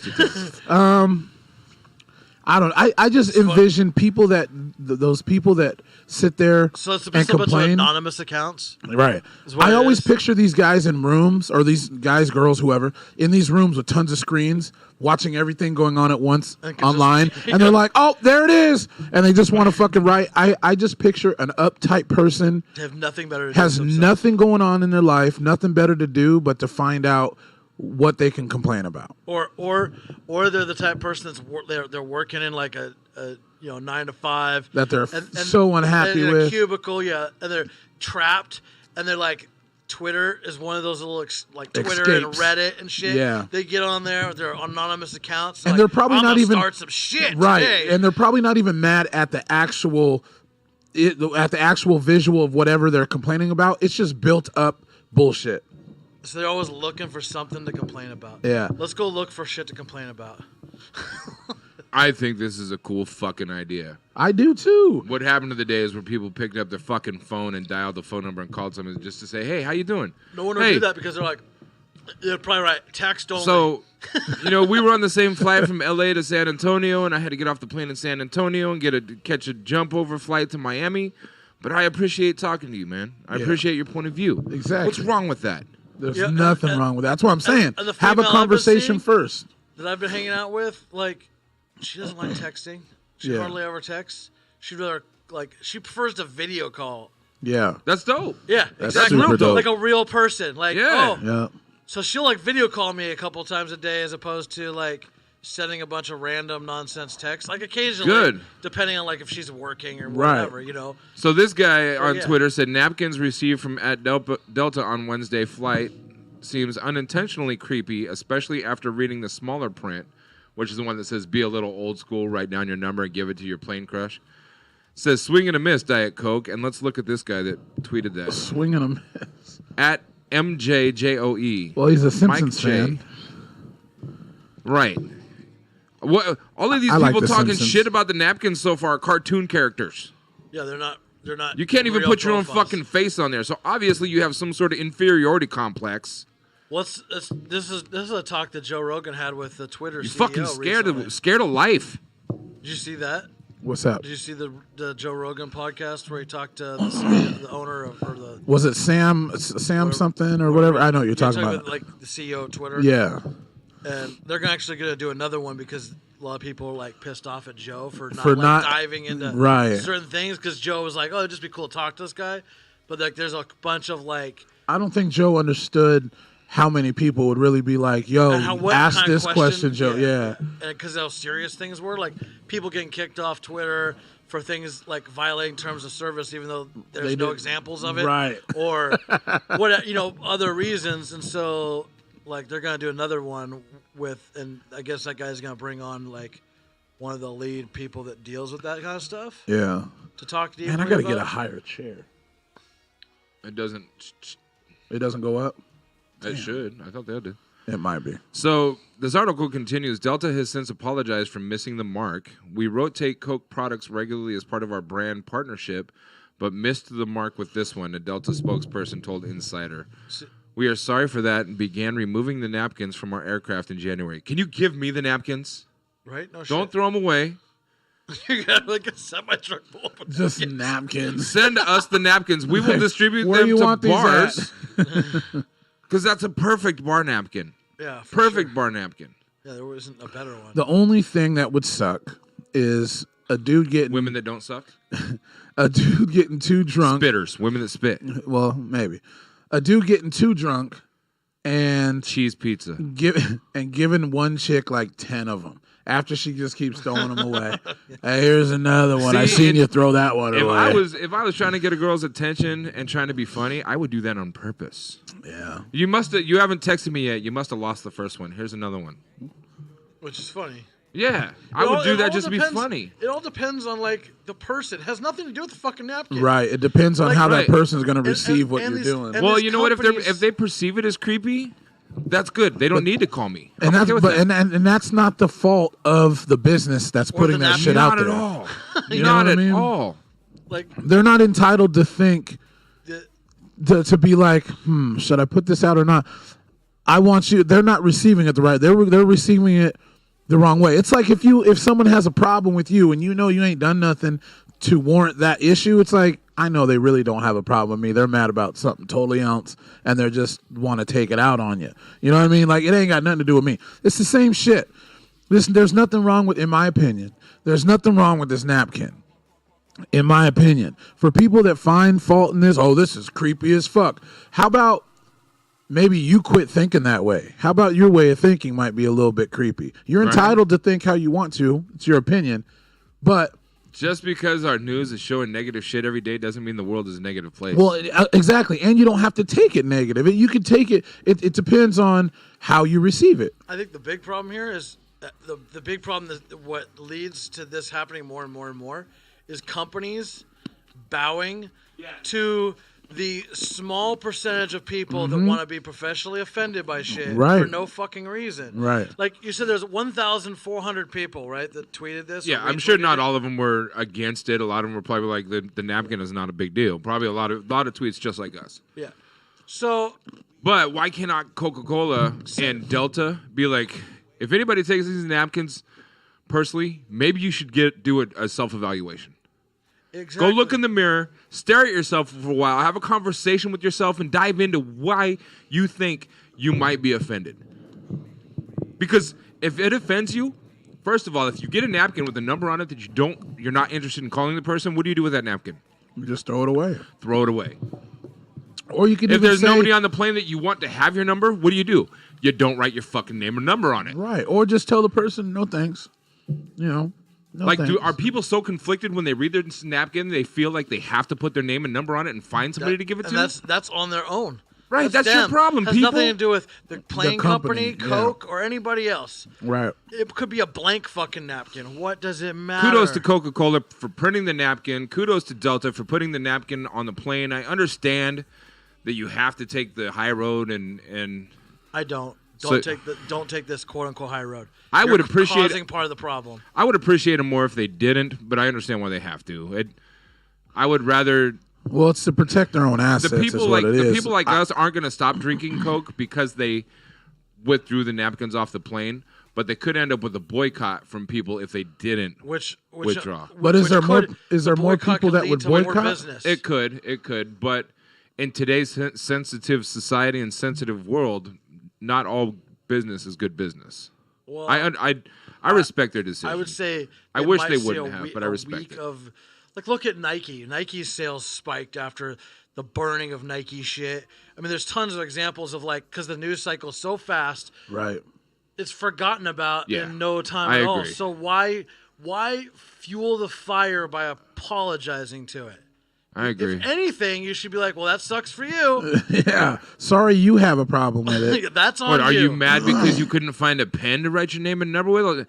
That's another funny thing. Like, they should have handed out Coca-Cola pens with the napkins because who carries a pen on them anymore? That's true. Unless you're like a businessman, but Most then you have pens in their purses. Yeah. Well, but still, it's just, that way, and how funny would that be? Like, do you have a pen by chance? Like, yeah. So right in front of them, you write your name and your number on the napkin, and you hand the napkin back to them with their pen. That's cute, man. That's cutesy type shit. And that's part of the reason on it. This is why the divorce rate is so high, because people aren't doing cutesy shit anymore because we're not allowed to. It's considered creepy in this day and age. Well, I think anything that has to do with going down that avenue of boy and girl or whoever you're attracted to. More complicated. Yeah, whoever you're attracted to, it's the subject of sex in general. And forced sex and consented sex and everything else. Wait, did you say scented sex? Consented. Oh. Consented. Gotcha. If anything, is that like pro-scented and consented? If this didn't have to consented would be smells bad. True. If this didn't have to do with like human relations type stuff, it wouldn't be that big of a deal. There are some people, it's like, oh, this is just asking for some bad shit to happen. Well, why? Why is it asking for bad shit to happen? It could be that there's a man or woman or whatever they identify with that's a genuinely good person that had a good conversation. And just like Paul was saying, their connecting flight is in a different fucking direction than you're going, but it would be cool to talk again. Here's my number. If not, cool. We'll see you. Be safe. And then keep it moving. But no, there's those people in the rooms with all their screens they're looking at. With their teddy bear icons, with just a little purple. Trying to find something to complain about. Oh, the next thing is turn signals. They shouldn't be yellow. I'm offended. Yellow offends me. That's too neutral. It's too neutral. It's gotta be this color. And we should have the choice of what color our turn signals are. Bro, I swear to you, there are people that are just mad about everything. You could go to the store and buy and order other color turn signals. Yeah. But then there's people that are offended by that. You can.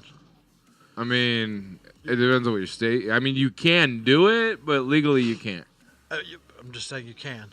I'm not saying a cop isn't going to give you a ticket. Right, but you can. There's a lot of people that get that. Nowadays, it doesn't seem like cops care so much about those things as much as they used to. And I think it's because, like, all these manufacturers are coming out with these, like, the lighting schemes are, like, so different, like, to stand out. So all these stock vehicles now have 5,000 different, like, lighting schemes for their vehicles. Yeah, it's crazy. So it's like cops, for the most part, unless they're being a super dick, it's like whatever. What I don't like are those super bright headlights, man. They're all stock now. Yes. They're super Well, at least bright. your vehicle's up higher. So Yeah, it's mine is like. yeah. Or when someone pulls up behind you, you're at a stoplight, and it's just rear view mirror, bro. With, like, HUDs behind me. Because you're getting it from both fucking angles. You're getting it from your driver's side. I have tinted windows. Imagine I didn't have tinted windows. Exactly. You got your rear view mirror. You're getting reflected back in your rear view, your side mirror, and then for your fucking peripheral vision, guess what? The fucking mirror over here on your right, you can see a little bit of it too, and it's just like a spotlight, all focused in on your eyes. So you people with them bright ass fucking, well, I guess they can't help it now because they're all coming stock with that shit. Yeah, I'm sure Teslas are super bright. Fuck, dude. At least those are usually lower to the ground. You know, it'd be cool if there was a system that. Well, no, because then they'd still lead to being bright as fuck. But what I was gonna say was, if there was a system in cars that your brightness of your lights would depend on how dark it is outside. Like if there was a sensor that can be like, oh, it's super super dark. You're on a fucking dirt road with no street lights, no street lamps, and then your lights would be. I just put my high beams on, because even with my high beams and my regulars, they're still dimmer than the average normal headlight nowadays. That's hilarious. It's funny when people like flick things at me and go, "Oh, your high beams," and they're getting pissed. I'm like, "Wow, they have super bright ass headlights." I'm like, "Fuck you!" Like I can't see shit with your dumbass headlights. Makes you want to get like one of those like LED bars and put it on my grill, so you can flip the switch on. Just boom, sunlight. Right, right. Those things are no joke. Yeah. Those things don't fuck around, bro. Have you ever been behind somebody with one of those on? Hell yes. Or in front of somebody. We were coming back from 7 in Bend one night. So the hotel that we stayed at usually that they put us in was small. The parking lot was small and it's very limited. If there wasn't a parking spot like in front of my room or close to it, because it wasn't like the hotel that you go in and you go down the hallway to your room, although, Right. It's one of those. So if I couldn't park close to my door, I packed up my shit on Saturday night and I just drove home. I'm a night person anyways, driving home. Why are we dicks? Anthony said you all are dicks. So I just drove home. There was one night that we got just north of... Hey, good looking. Thanks, Duce. Got just north of Canita, and there's this pull-off, like, because the hill goes up and winding up. So there's a pull-off for semi-trucks to be able to get off the highway if there's a long train of cars behind them. Right. So we decided to pull off there, and it's like probably 3:30, 4 o'clock in the morning. So it's pitch black. We just wanted to get out of the car and look up at the stars. Right. Because we never get to see a view like that from here. Yeah. So we're standing out there, staring at the sky, looking at the stars, and a cop goes speeding down the highway in the opposite direction. So I was like, I guarantee as soon as he gets around that bend, he's going to flip around and he's going to come back because he's going to want to know what we're doing here. Right. Sure enough, he did. As soon as he got to the pull-off for the bend, he turns on his brights. Now, this is a Canita area cop, so if you think the cops around here have a lot of bright lights on their cars, you ain't seen shit. Because it looked like a football stadium. That's awesome. He gets close to us, and all of a sudden, the whole fucking like, thing Jesus. looks like a UFO. Like it did. And he gets out of the car. He goes, "What's going on?" I'm like, "I understand why you have those bright lights, officer, but do you think you could possibly turn them down a little bit? I promise we're not doing anything we're not supposed to. We just wanted to see the stars." So he just stood there and talked to us for a minute. And he ended up being really cool. What are you looking at? So he gets a call. Yeah. And that was exactly it. He goes, "Yeah, but we can't see him now because where are you guys your fucking from?" I said, spaceship is right there. Yeah.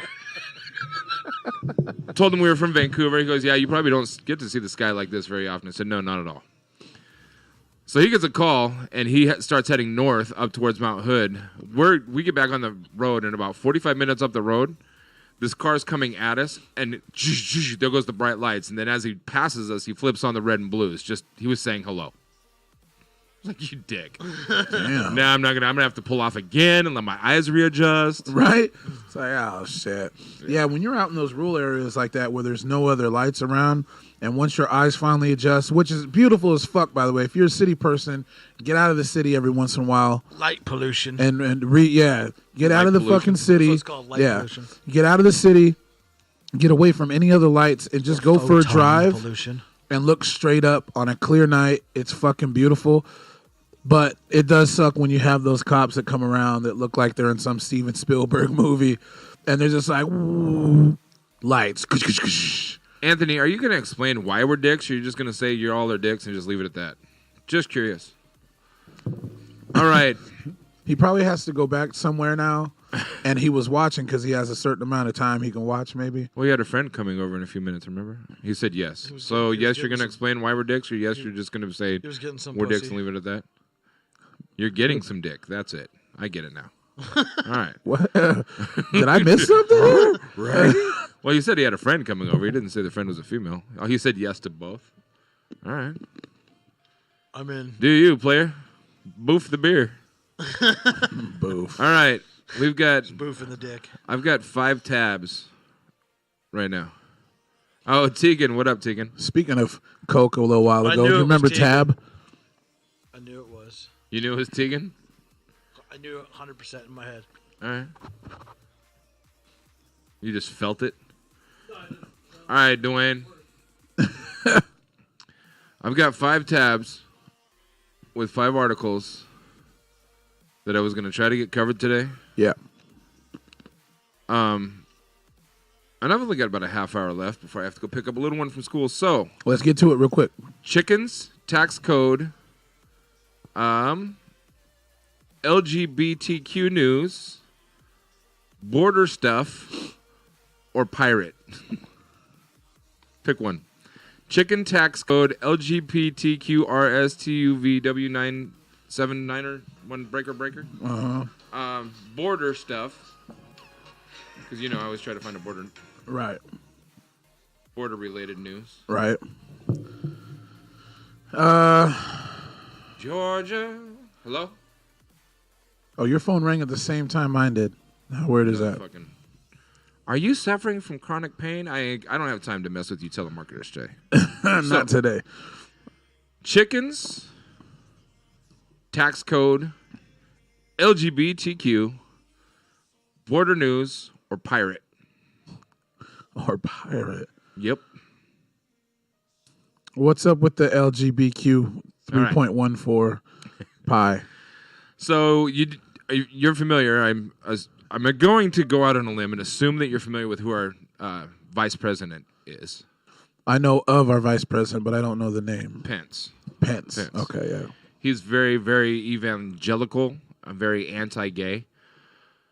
This headline is the Trump administration, which specifically is Pence and led by Pence, right. Is trying to make it easier for doctors to deny care to LGBTQ people. Really? Healthcare providers would be able to refuse to provide treatment, referrals, or assistance with procedures if these activities would violate their stated religious or moral convictions. Oh, violate the doctors? Yeah. So they're refusing health care to people like transgenders and all that. If the doctor doesn't have the same. If the doctor doesn't have a moral, they don't sign their oath on morals like that. Right. They sign their oath to do what they do to save a human life. Right. All right, fuck you, Pence. You're a piece of shit. Yeah, absolutely is a piece of shit. But, you know, and this is, it's still a gray area for me because when a baker has a bakery and they don't want to make a cake with, hey, good looking, thanks, D.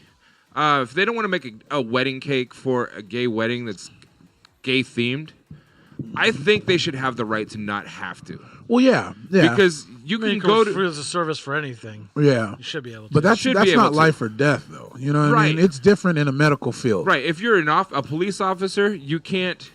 You're not supposed to. I'm not going to say you can't because it happens all the time, but you can't give somebody special treatment because their skin is a different color than the other person's skin. Right. A doctor can't pick boy or girl or what do you identify as, whether or not you're going to treat them. Right. That's not health right. is health, period. Right. Now, in a field of birthday cakes, I know photographers that they're uncomfortable. Hey, Ben Comedy, what up?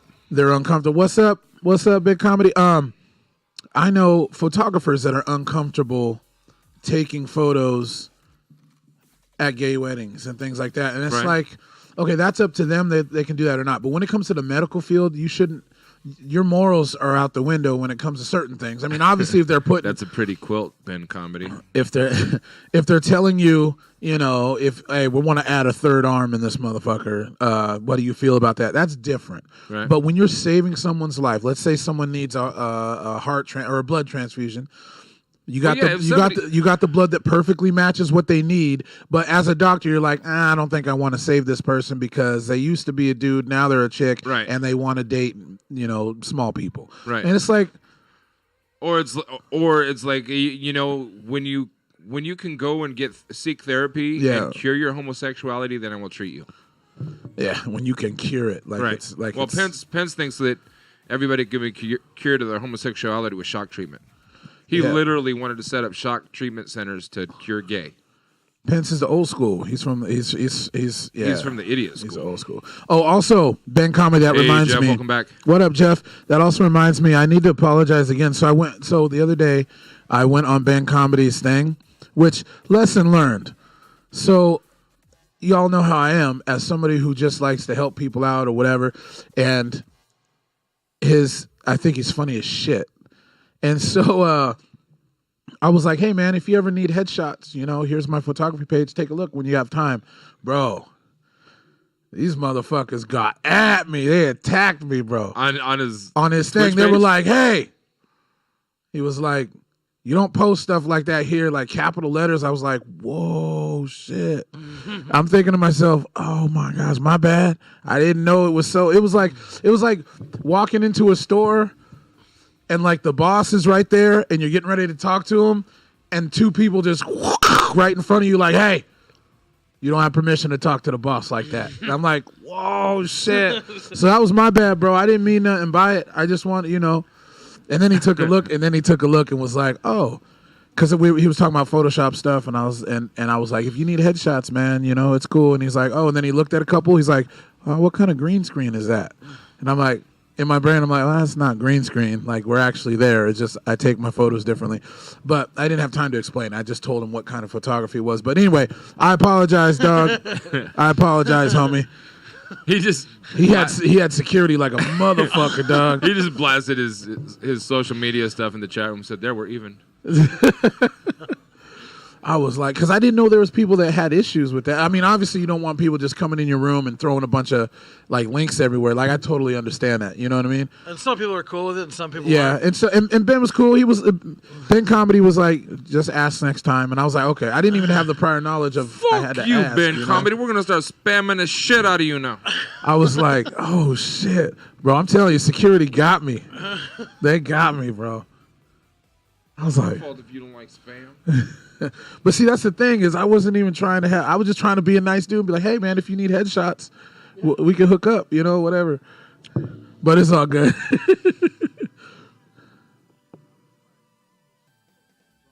Word. Now there's laser sights. You see what I'm saying? Oh, he gave him mods talking to. It's like walking into who was that multimillionaire on not Duck Wings, but he had the three nephews, Huey, Dewey, and Louie. McDuck. No, Huey, Scrooge McDuck. Not Scrooge. Scrooge wasn't rich. It was Donald. It was their uncle, Donald's brother.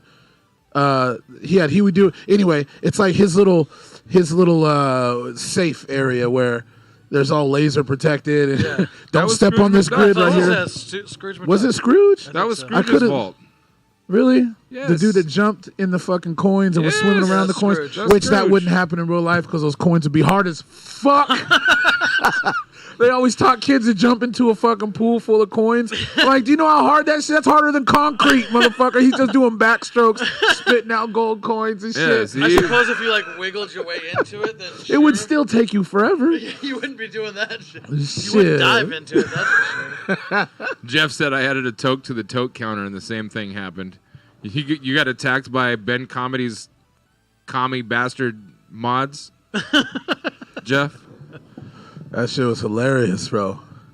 I was like, this motherfucker is protected. I'm gonna get through part of this article. I don't want to do the whole thing. Yeah. The Department of Health and Human Services (HHS) announced last week that it is close to finalizing a conscious protection rule that would allow people to discriminate in healthcare settings under cover of law. The final rule is at the Office of Management and Budget for review and not available to the public. But under the draft rule, which has been made public, healthcare providers would be able to refuse to provide treatment, referrals, or assistance with procedures if these activities would violate their stated religious or moral convictions. Wow. The deliberately vague language could apply to everyone from receptionists refusing to book appointments to scrub nurses refusing to assist with emergency surgery. This could be devastating for many marginalized people in the country seeking health care, but could be especially dangerous for LGBTQ people who have fought hard to establish legal protections that would guard them against exactly these kinds of denials. When your very body and existence are considered objectionable, seeking health care at the best of times can be dangerous. Trans and gender non-conforming people already face really severe discrimination in healthcare settings, said Bridget Schaff, if, when, or how's reproductive justice federal policy fellow at the National LGBTQ Task Force. Rules like these are going to make this even harder. HHS already finalized 2 rules that would allow businesses and other entities like churches to refuse to pay for insurance coverage that includes birth control or abortion services if it violates their religious or moral convictions. Enforcement of these rules is currently on hold due to legal decisions, with judges in Pennsylvania and California ruling in favor of the challengers. The agency also recently proposed another rule that would create a significant administrative burden for insurance companies that include abortion in their policies, effectively incentivizing them to drop the coverage. The article goes on. I'll put the link in the chat if anybody wants to read it. That shit is ridiculous, man. Can we just love people? Can we just fucking love people? People who are sick, fix them. Doesn't matter if you agree or don't agree with their lifestyle. It doesn't fucking bother you, or it doesn't have anything to do with you. Like, just live your fucking life and let other people live theirs. Truth. If you're in a position to help a motherfucker out, then help a motherfucker out. You know? I'm assuming Discord's not up. Yeah, it is. Oh, okay. Nobody's in it though. No. Okay. It just, let's see, Ben Comedy. The human body needs a bottom line of health to stay alive. If someone is in danger of dying and asks a doctor for help, a doctor must help. Exactly. If a person is asking for something that is not life-saving, a doctor can refuse to help them. That's what I was, and that's kind of along the lines of, if a what chick I was wants to saying. get an addictomy, she can go find a doctor willing to do it. That's Who's not, willing, yeah, but when it comes to life and death, you do your fucking job, man. Right. You take an oath to protect life. You know, if it's something that you just really don't agree with, that's a different type of thing. That's not life or death. Okay. You know, that's. I guess that would be up to the discretion of whoever's doing it. You know, some dentists are like, well, I'm not going to take that tooth out because I know that tooth's been rubbing up against some weird shit. You know what I mean? You've had weird shit in your mouth I don't agree with. So I'm not going to fuck with your teeth right now. What? It's like dentists. They can choose whether or not to help people of that community. You know what I mean? Oh, yeah. Can they? Well, no, I'm just saying they would have more of a right to yeah. do that than a doctor who can save a life. Unless it's some shit that's fucking with you that can kill you in your your nerves or whatever. It can happen. Yeah, absolutely. Yeah, you get an infection. You get an An infection here, abscess tooth and that it travels creates up. infection. Oh fuck yeah! It gets your heart. Yeah, you know. So it's. I mean, Quality of but life. then if we get to I know that, somebody that died of a toothache. if we get to that point, then that, like you were saying, doctors can choose. Then, well, I'm not going to help this person because I don't like Hispanics, or I'm not going to help this person because I don't like black people. Yeah. Or whatever, and it's like, people are people. Like regardless, people are fucking people. If they're Why is gonna there no die, music? if they're dying, In between songs. then fucking help them. If you're in a position to help, that's my opinion. Yeah, Ben Comedy said Hippocratic Oath will do no harm. Letting someone die would be harmful. Absolutely would be. So, Very true. United States government butting their noses into foreign affairs again. Our administration is supporting a coup to take over Maduro's government in Venezuela. You know, Venezuela's having some interpersonal issues and almost on the brink of a civil war right now. Why would we take it over? Financial purposes. Money, of course. Yeah, because the head of Venezuela's government does not get along with Donald Trump. He's been very outspoken against Donald Trump. He's all, fuck that wig. So, Yeah, Donald Trump has been outspoken about supporting the fact that there's a certain faction of Venezuela that's trying to overthrow their government right now. Which, if we the people got together and tried to overthrow our government, how would Trump feel about that? But anyways, this headline just came out on the 8th. Report: U.S.-based plane caught bringing arms into Venezuela. McClatchy is reporting Venezuelan authorities have uncovered 19 assault weapons, 118 ammunition cartridges, and 90 military-grade radio antennas on board a U.S.-owned plane that has flown from Miami into Valencia, Venezuela's third-largest city. The Boeing 767 is owned by a company called 21 Air based in Greensboro, North Carolina.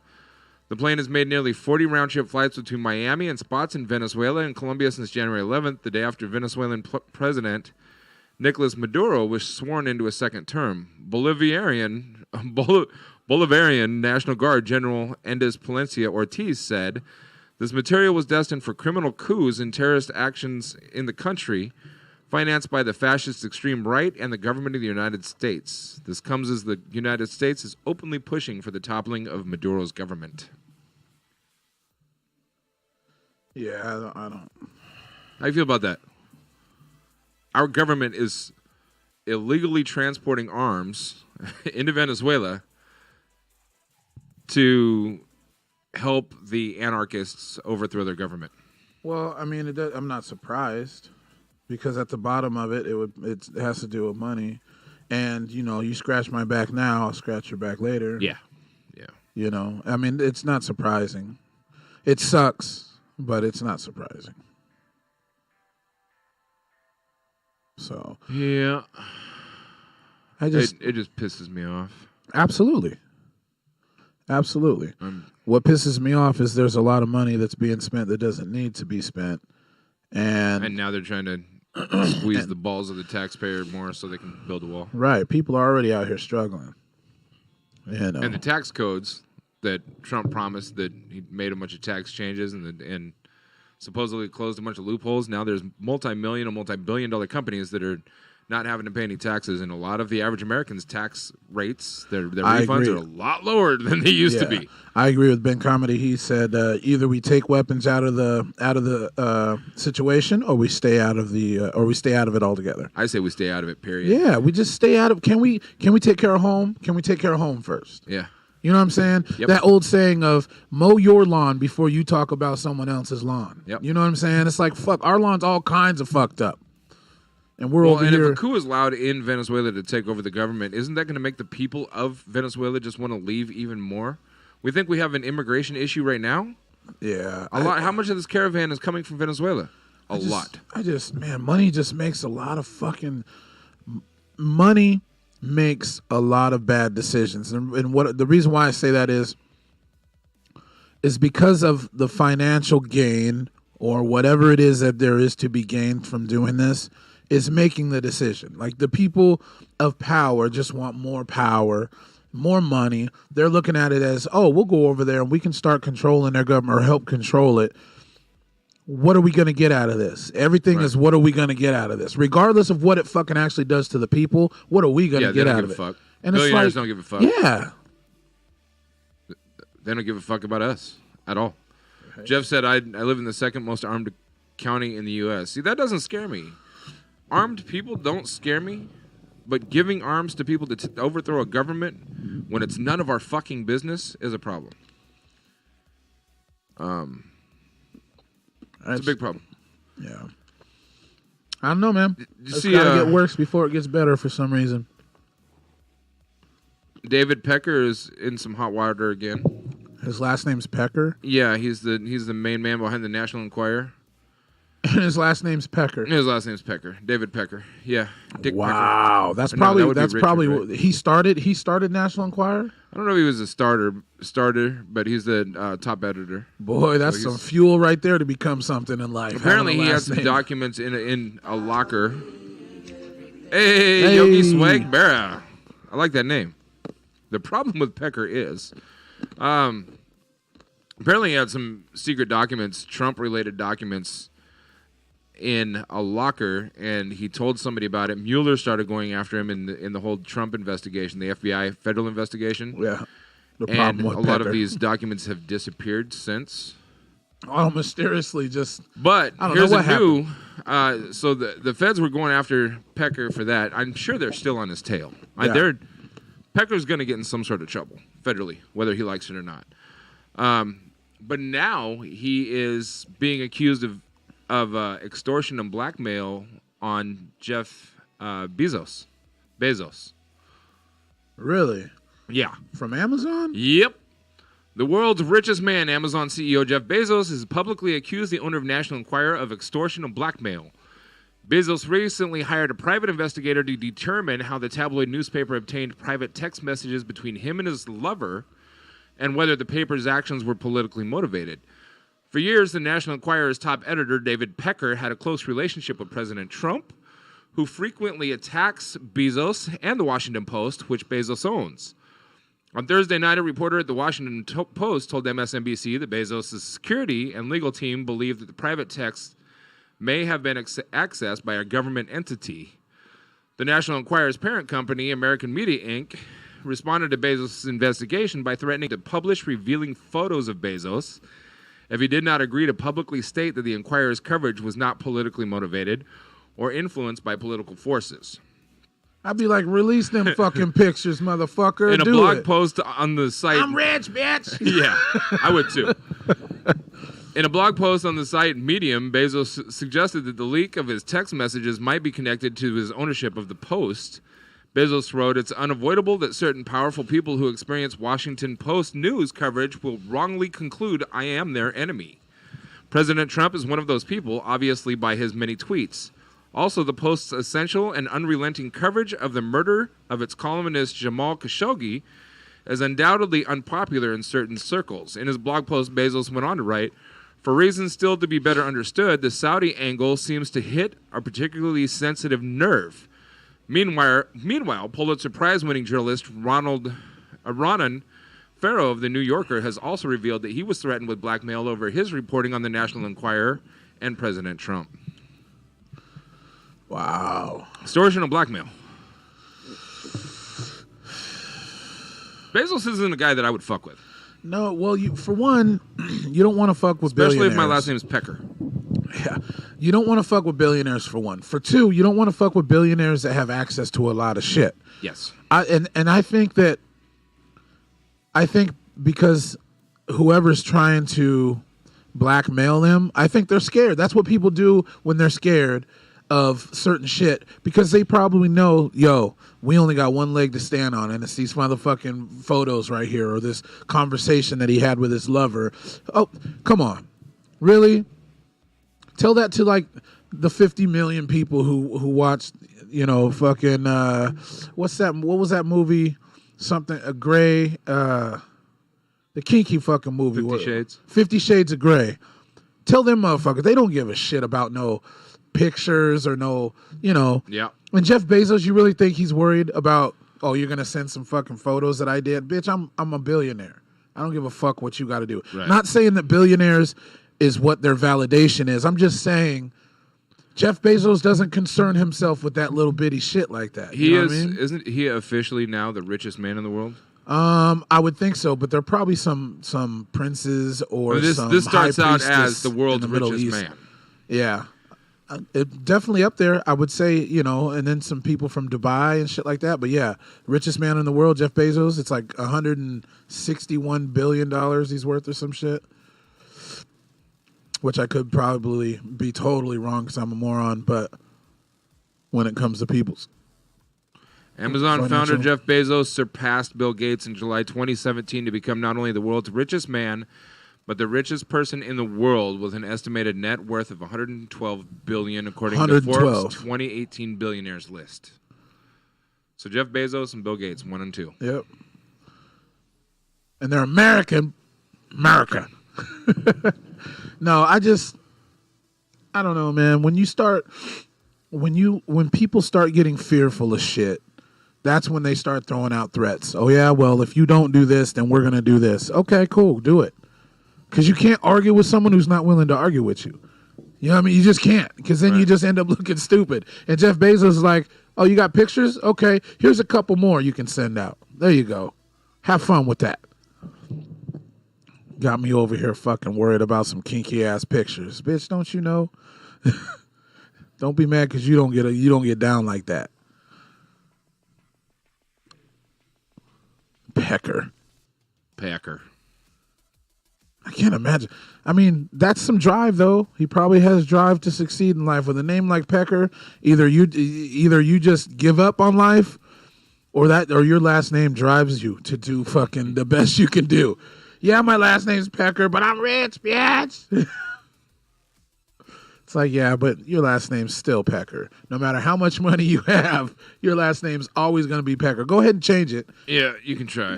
You're still going to be Pecker. You're gonna be known as Pecker. Unless that dude is slanging some dick or something. Sorry, bro. I mean, this shit. He just got the raw end of the deal, bro. You don't get to pick your last name. That's kind of fucked up. It's Pecker. People with last names like Snawbush. Or even Bush. Bush was kind of a fucked up last name too, but now people don't think of like the Bush like it was in the 80s. They think of like the Bush family now, you know what I mean?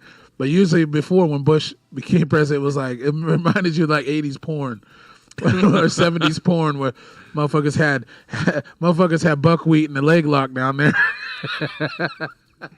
It was nothing but a poofro when you pulled down the panties. Yeah, it was just boom, rocking roughs with your afro puffs down there. Hey, the poofro. I don't know when that started going where bald was, or at least like a landing strip or something like that started becoming popular. 90s.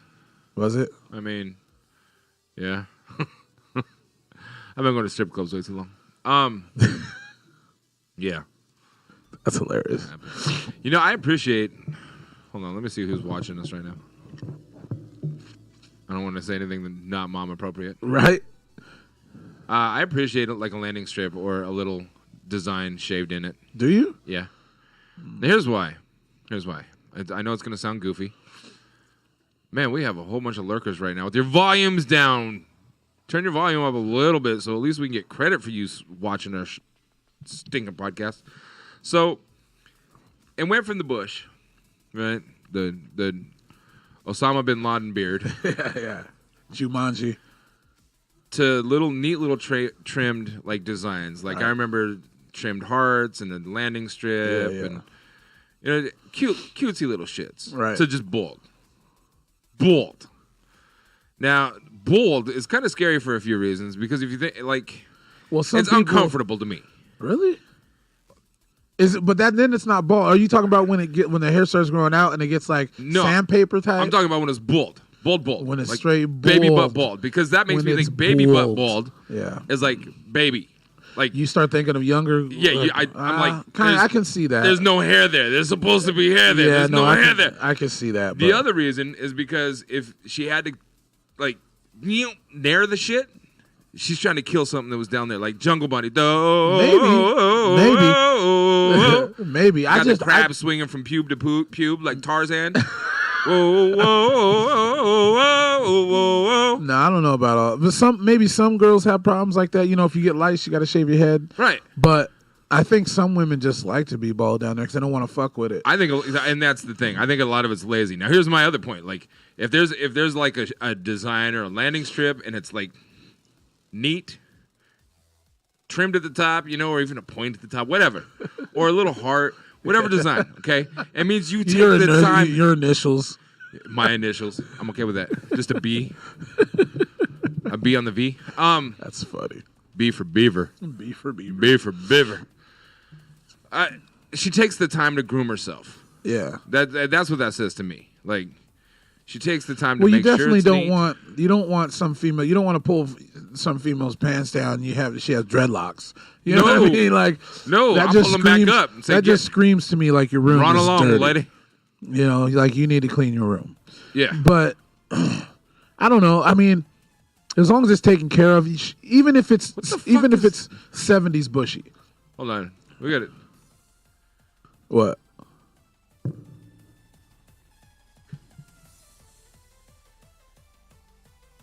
Oh, even if it's hey. even if the chick has that 70s bush going on, if it's kept up and clean, you know, because if it's too hairy, whatever that smell, it just lingers, you know. But I also think that if it's trimmed, you know, just keep it trimmed, keep it nice. Fellas, you got to do the same shit. Yep. You know, Yep. Don't just be coming at your girl with a bunch of fucked up, you know, bush around your shit. And, you know, some of you fellas might actually gain a little more confidence too, because when you shave it, it has the appearance of looking longer as well. Well, it doesn't want to tuck either. It's weird. Like, I'm just putting it out there, guys. Doesn't want to tuck. If you, What do you mean? Your dingaling's gonna be a lot happier if it can breathe. Oh yeah, for sure. Yeah, like it cuts down on smell down there. You know, yeah. A lot of people are like, "Oh, just wash your crotch." Listen, man, you can't just wash. Like if you work a 9 to 5. If you're somebody who does work a 9 to 5, on your lunch break, you're gonna go wash your crotch. No, people usually don't do that. They go get lunch. So by the time you get home, you do got a little crunch. You do have a little funk smell.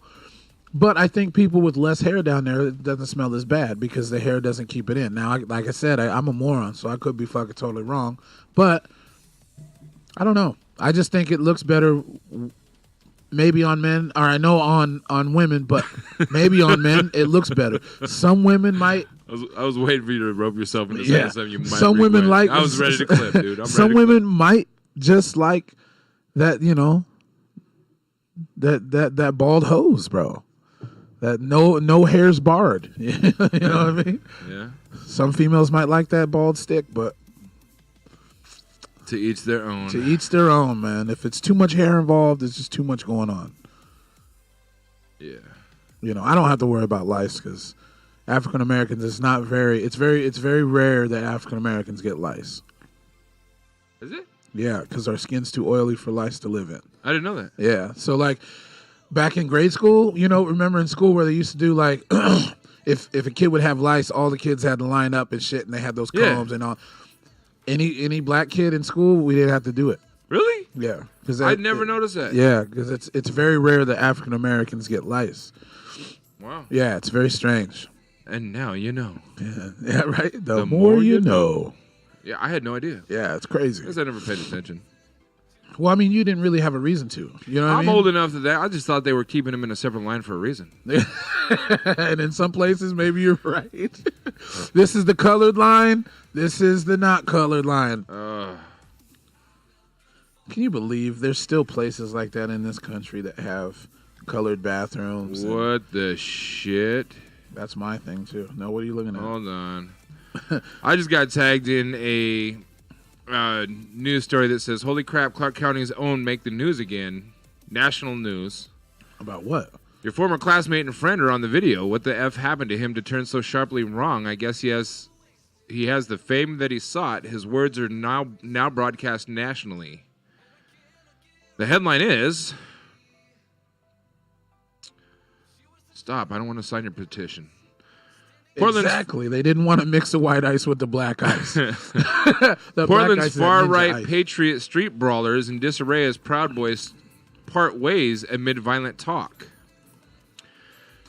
Joey Gibson has been strangely silent while some of his closest compatriots and allies have taken to feuding among themselves. Nothing beats the radical right when it comes to internecine warfare.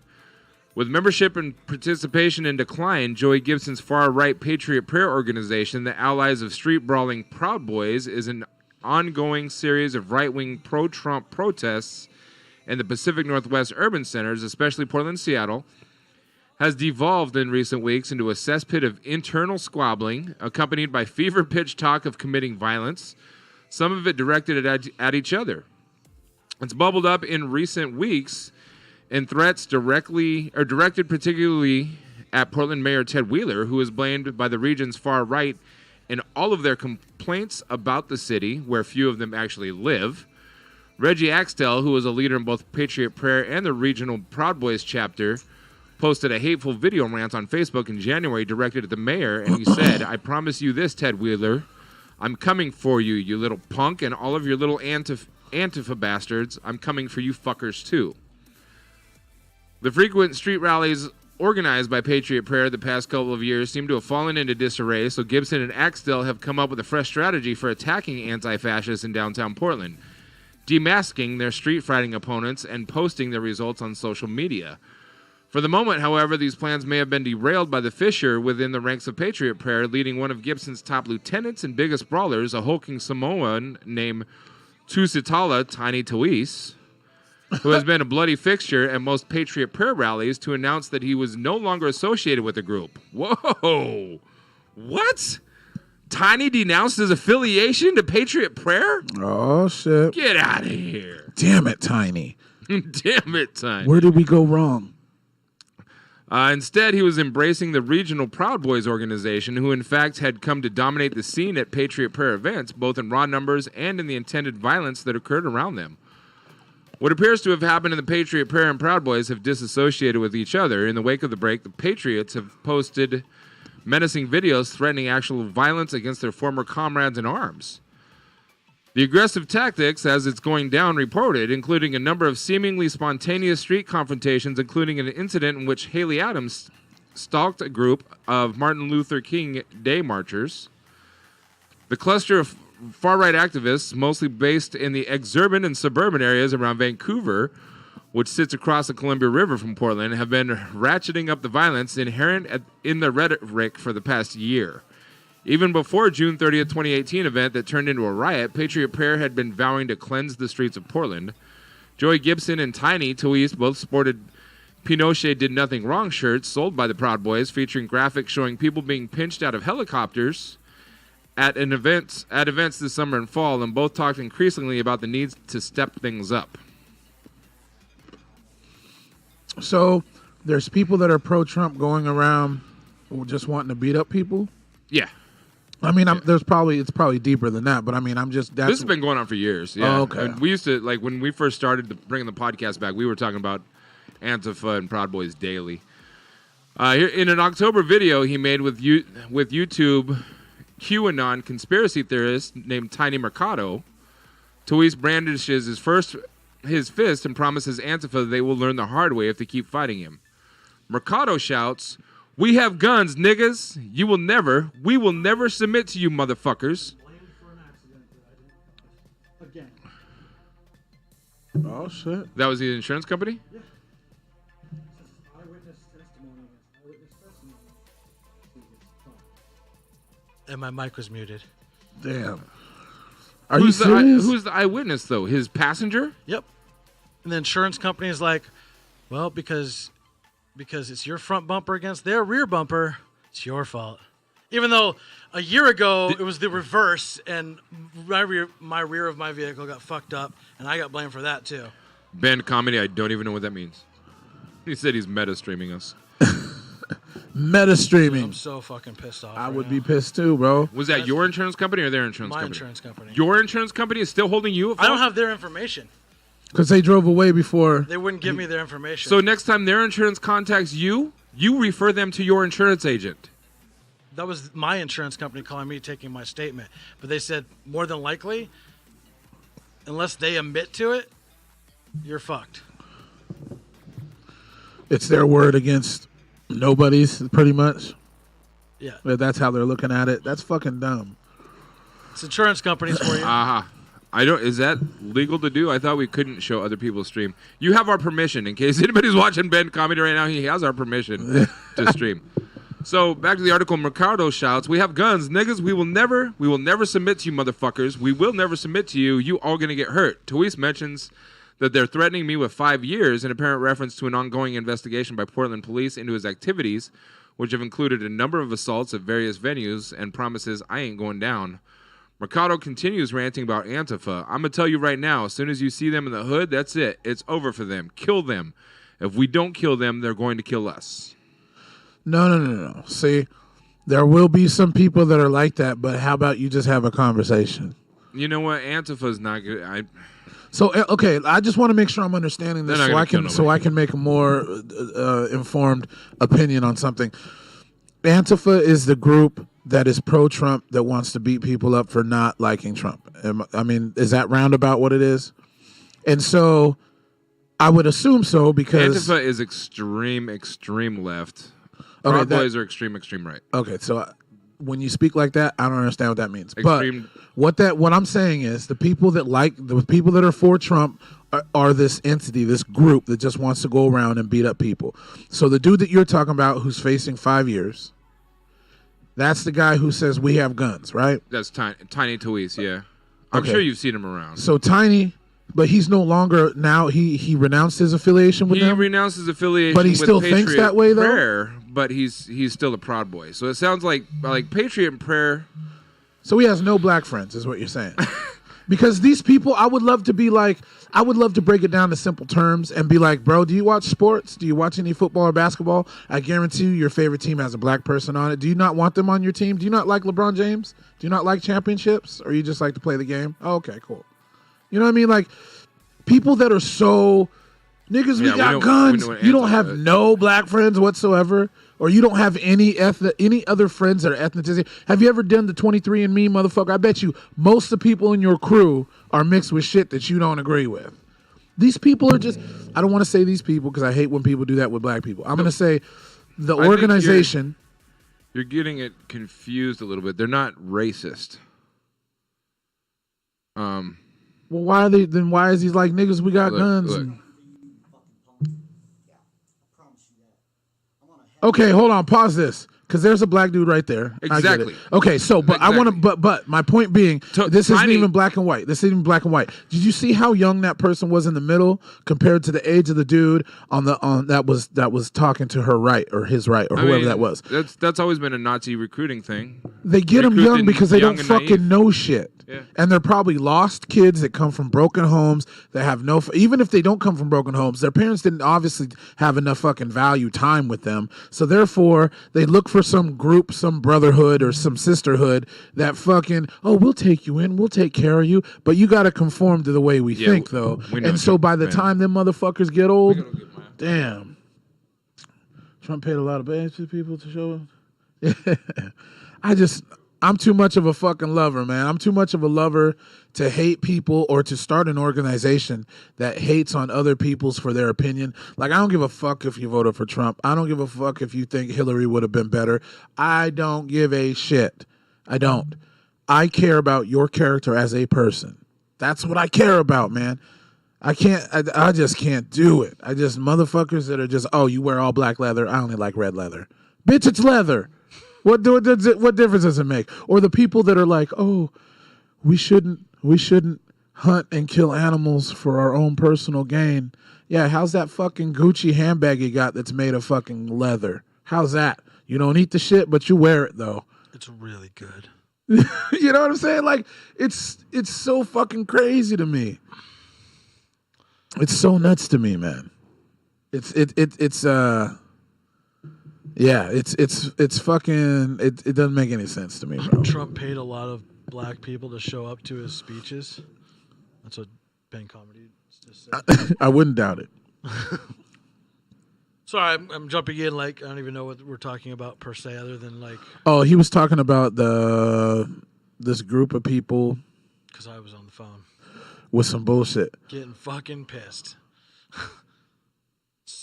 Like last year, this shit happened to me. Somebody fucking rear-ended me, and I got blamed for it. This year, somebody backs into me. I get blamed for it. Yeah. Like. The black guy in that video. I'm so fucking pissed, dude. Like, why do I even have insurance? Yeah, exactly. Like, why am I paying this? Right. What is it other than I'm getting fucked from up, down, sideways, and everything else? I'm fucking angry as shit right now. Yeah. I don't I don't know. Kick a fucking baby. Right. I mean, I don't condone that, but I understand the frustration. No, the thing with the organizations, man, they're all taught like this because, like we were saying last week, human beings aren't born to naturally hate another race or another religion or another whatever. They're not. People are taught that shit. People are taught hate. The problem is there's not enough people in the world that are willing to speak up and have a conversation with people that might hate And we're on their race. like culturally taught that. Like, look at the Rocky movies Yeah. for just one example. Right.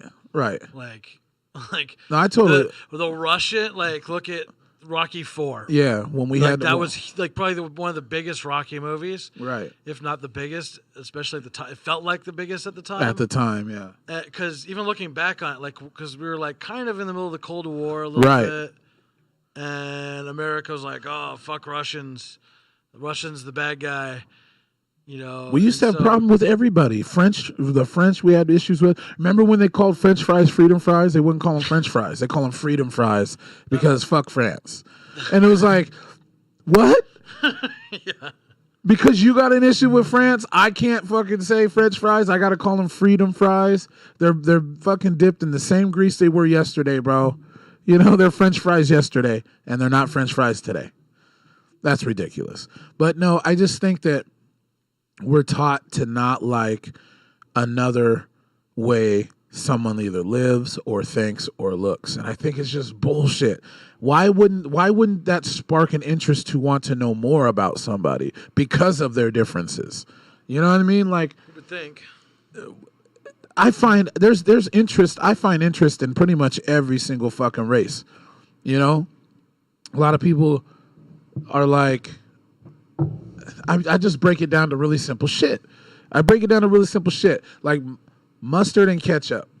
Some people like mustard, some people like ketchup. Instead of saying, fuck you, you don't like ketchup, get the fuck out of my house. How about say, well, what is it about ketchup you don't like? And then when that person says whatever it is they don't like, be okay with their answer and just move on.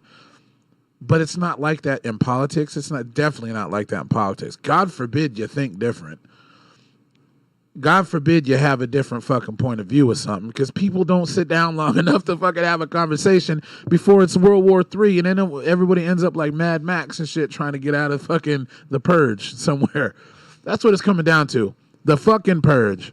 I find something interesting about all races: the women. The women?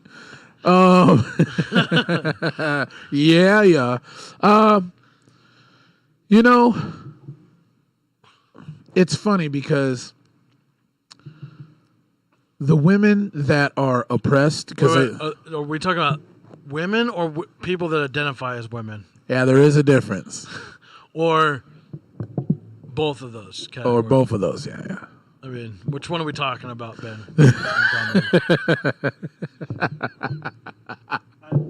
I just want clarification. I just want I wish I didn't have so much headroom right here. That's all right. If you wear though. the hat, you'll have less head Oh, I know. Where's my Raiden hat? over there.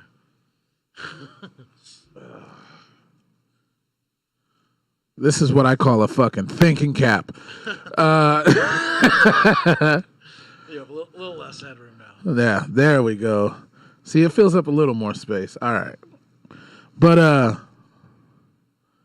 that's right. The D does stand for doesn't discriminate. Double D in this motherfucker right now. You know? Double. Is that like DP? D.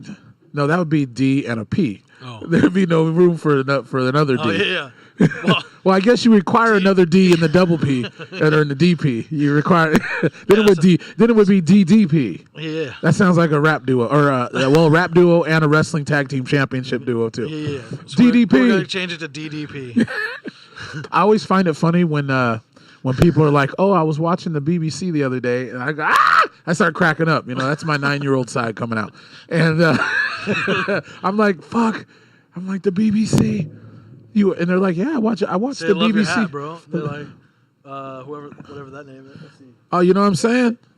What does that say?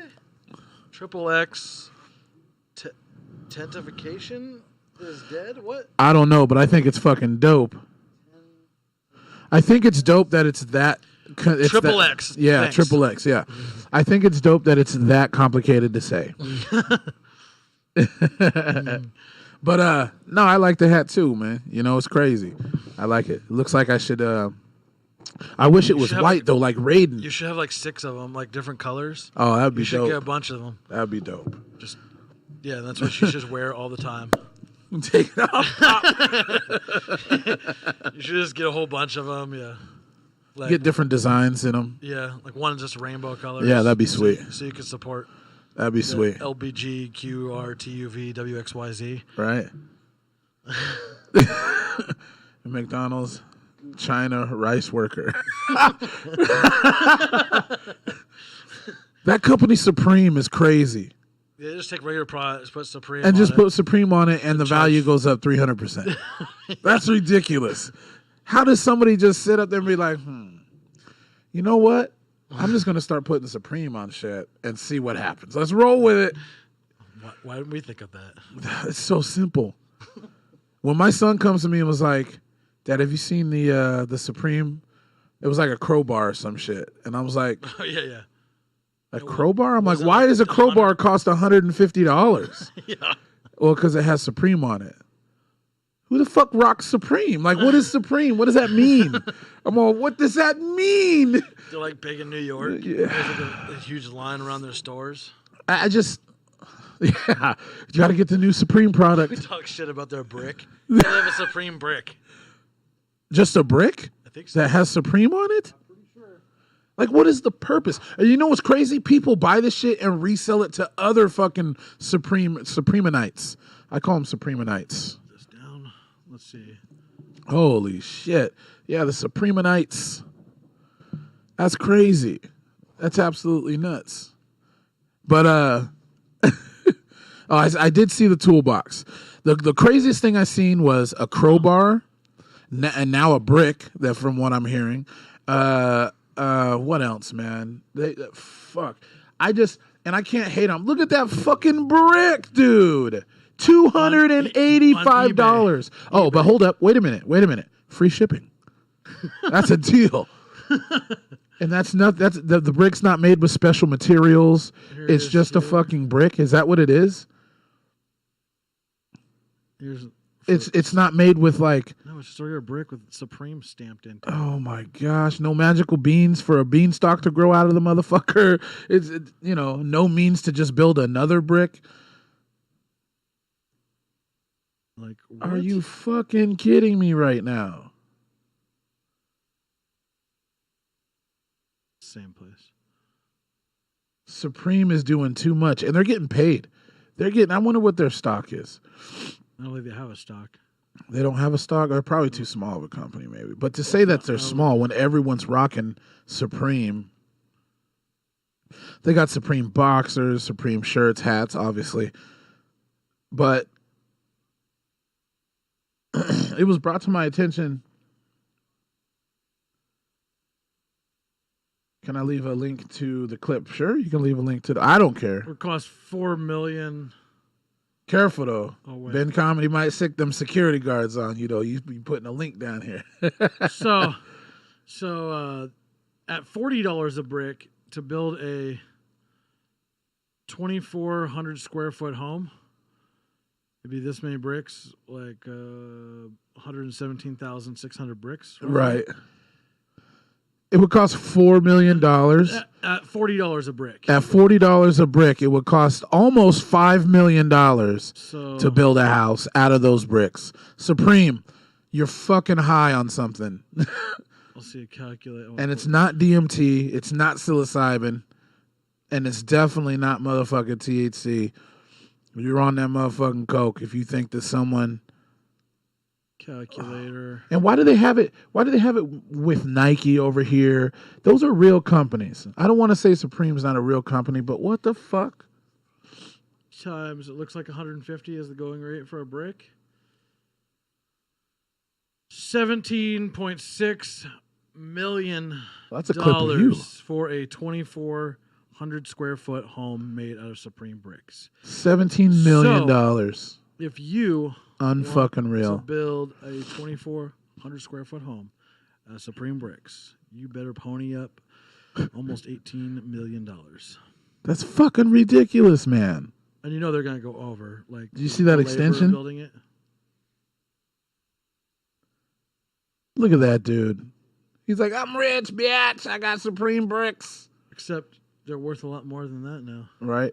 This must be old. Oh, this was 2016. Holy shit. When your parents ask where all your money went. If you would have invested in Supreme bricks 2 years ago at $30 a brick, you could sell them for $285 a brick. And you could probably market there, and people are like, oh, I don't want to pay that much. I'll be like, all right, $235. Oh, that's a good deal. You drop it. Oh, my God. On some Supreme bricks. People, what are we doing?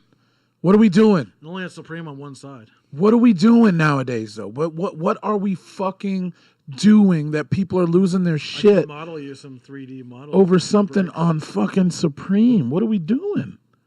I have no idea, man. I don't understand. That's I crazy. mean, where did it come from? Like, how did it start? What are we doing? I don't know. Let's see. Oh, Yeah, hey. we can hear you. Now we can hear you. What up? Hold on. Let me turn it up. Turn it up. Turn it up. Yeah, the shit. There it is. There it is. Yeah, I mean, the shit is crazy. The Supreme shit, like, what are we doing? Is that you, Ben Comedy? The one and only. The one and only. See, you can hear us fine? That is me. I Sweet. can't hear you guys through Discord again. Oh, Oh, no let me worries. see if I can figure that out. It's just crazy. What do you think about that? What do you think about the Supreme Can you hear us now? mega company? Sweet. I'm still super new to this Discord thing. I'm like looking at it. It's like an alien spaceship or something. That's funny. There we go. Okay, now we're working. Cool. Right, so Supreme Bricks. I think that when you are going to throw something through through something that what you would call a plantation style home, I think it should be a Supreme Brick.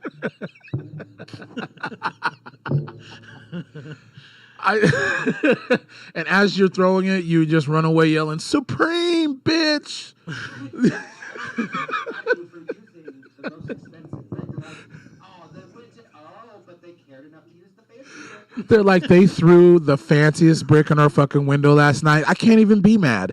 It's like, what the fuck are you talking about? The brick is worth more than the window. Exactly. That's how you know when rioters go. Oh my god. So kind of they've upgraded. So you actually paid them in a way to break their window. So basically, you know, they maybe come out $50 ahead after they replace the window. And then some dumbass comes out of the back like, does this mean we're sponsored by them now? Oh my god, I want to be sponsored by Supreme Brick so bad. So bad. So Yeah, bad. Supreme, if you want to sponsor us, we got some ad space behind. We're over here talking shit, but if they threw some fucking money our way, oh, Supreme, you're the best, dude. Fuck, I don't know what I was thinking. We'll build a wall of Supreme bricks. Today's current government getting you down. When you're losing it over the top person in your country, that's when you want to shit a Supreme Brick. I'm telling you, let's get the marketing together right I don't now. know We're which starting a button, I'm gonna push campaign. one. We're starting the campaign. That's fucking. Yes, I guessed the right You guessed the button. right button. Nice. Guessed which one it was. I had no clue. Nice. That's I'm gonna flex on Ninja by building my house out of Supreme Brick. That I think is- that is an amazing idea. that man. is And man. anyone who does just throw a Supreme Brick through Ninja's monitor. That would be awesome. You would probably be happy about it. That would fucking be awesome. That would be He definitely seems like the kind of guy that'd be like, oh, a Supreme Brick. That's right. Only the best for me. only the best. That's fucking crazy. This ain't no Home Depot Lowe's shit right here. This is that Supreme, bitch.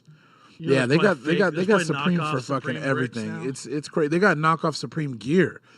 You know, remember back in the day when you would like Fubu, when Fubu was big back in the day. Oh, I But if wore you Fubu if all you the time. yeah, if you went to like a swap meet, hey, thanks for the follow.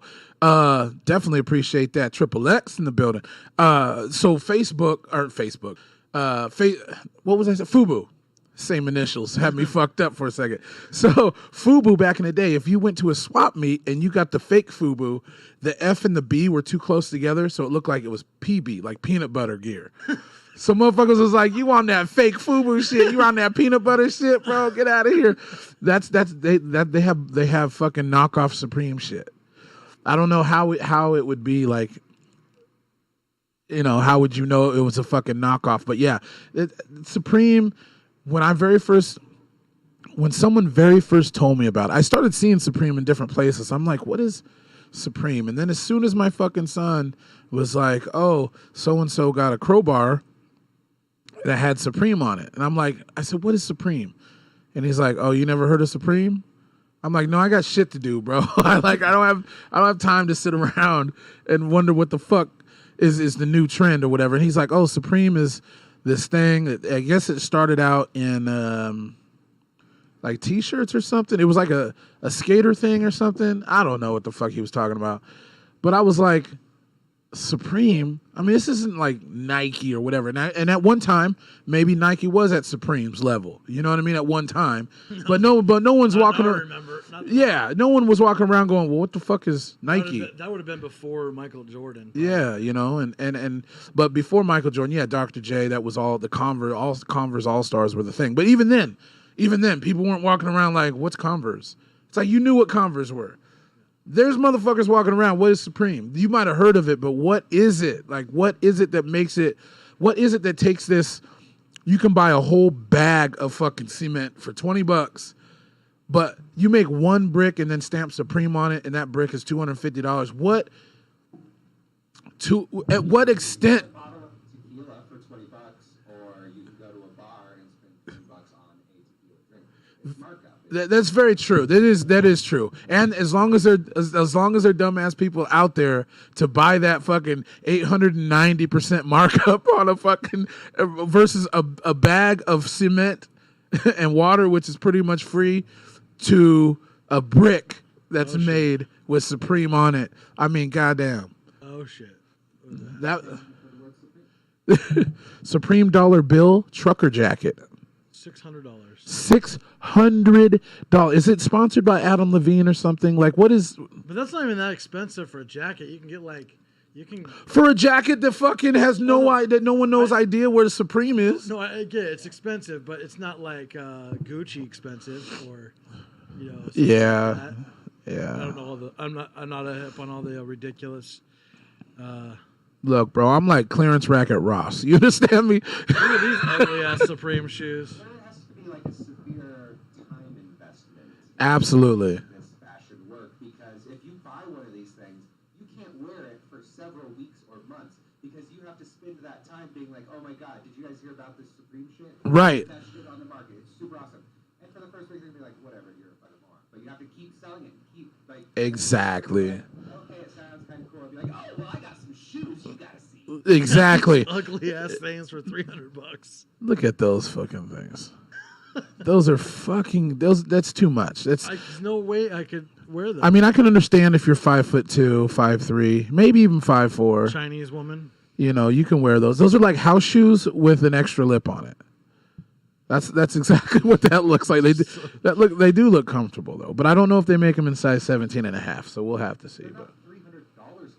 no, they're not at all. That's a very uncomfortable price right there. Yeah. I'm super uncomfortable, and now I'm triggered by that fucking shoe. Yeah, if the inside of that shoe doesn't feel like an angel's vagina, then it's not worth $300. Exactly. Oh my God, North Face. Well, I have heard of North Face. It's different. Snakeskin taped seamed pants. What? Supreme pants made out of snakeskin. It was fake snakeskin probably, but I don't know. I mean, do you want to wear those? No, fuck no, I don't want to wear those. So I can look like a fucking electrical conductor, dude. If somebody paid you $600 to wear those, would you wear them? If they paid me $600? If they paid you $600 to wear them? In addition to the $300 that I have to buy it? Exactly, because then I'm only making $300.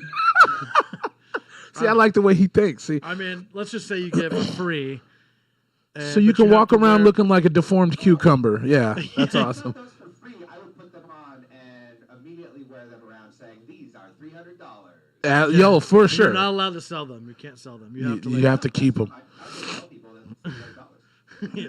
That you is. have to go do like you have to go do your karaoke night or do like one of your singing events in these. Yeah, yeah. Or look at that shit. It just has varicose veins written all over it. I think this would go well for a comedian, though.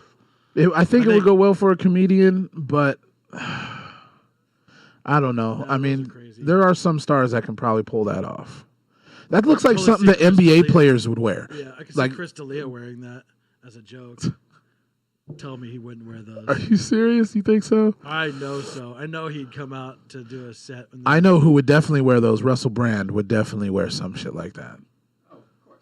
Absolutely. Oh, my God. $450 teddy bear. That's a lot of love. Hey, man, that could be it's an emotional. What What if your- do they call them? What if your girl was like, people I with want the dogs. this teddy bear. This will make me feel. Yeah, cut that part out Tag right is- there. Yeah, just cut that tag out. $425. Dollar Tree. Right. That is, yeah. It's just what Sarad said. The tag itself is $425. The bear and the rest of the hoodie you could have for $25. You can just go get a bear like this and go to one of those, those little seam places that like do like hats and stuff. Oh my God, dude. Yeah, you're like, I need you to sew Supreme right here. I'll give you $50. Collectors would be pissed. Be like, this is not original stitching. Be like, what the fuck? But your girl will be like, oh, this is amazing. Oh, this is Until she cute. found out it wasn't real. Oh my gosh, She's like, that is fucking insane. I just don't understand the popularity growth Triple X is of all about. Triple X is the one sending all these links for all these Supreme things. He's all about. X is on Supreme. it. He knows everything about Supreme. X. Is your room full of Supreme stuff, Are bro? you like a Supreme guy? He's gonna be like, bitch, I am Supreme. A marker, $50. Red Supreme mark. Like, how do you get away with $50 for a red marker that has Supreme on it. Now, as ridiculous as this is, there's people out there that are fucking like, yeah, I gotta have it. Like, what? That's more teddy asinine bear to me than the costs- actual shit. This teddy Is bear's there like a people whole out there week's buying wage it? for like an average person? Yeah. Just for the it's not even a Build-A-Bear. You know what I mean? Like, It's a shitty one. it's like, it looks like somebody's already chewed toy and then they slap Supreme on it. Now all of a sudden it's brand new. Get out of here. That's just, yeah. I mean, shout out to Supreme. You're doing your thing. I mean, I just won't be purchasing none of the shit, but I mean, hey, the more power to you. Make that money. I just don't get it. I'm like, If you were a billionaire, would you buy Supreme stuff? fuck no. Maybe to resell it. If I was a billionaire, I'd be like, here's $1 million. I want to buy your entire company and then sell I it. bet you their company's worth more than that. Let's look. Let's see. Oh, it's got to be. Because especially if a fucking brick is, run you $350. If I was a billionaire, I would walk into their storefront, buy everything, take it out to the sidewalk, and burn it. And just look back at the store and wave and get in the car and drive away. Call the fire department. Hey, here's $10,000 to put this fire out. That's awesome. That's awesome. Just be like, I'm up out of here. That's hilarious. That is so fucking funny. Yeah, I don't really see anybody around here rocking that shit, but I think the target audience would probably be, younger, from 16 to, or probably even 14 to, 25 maybe. But what fucking 16-year-old can interesting afford a $600 fucking What's interesting brick about Supreme, or I whatever? think, is what's happening right now is they've built up their brand enough to where other people are investing in it, and it's gonna come crashing down.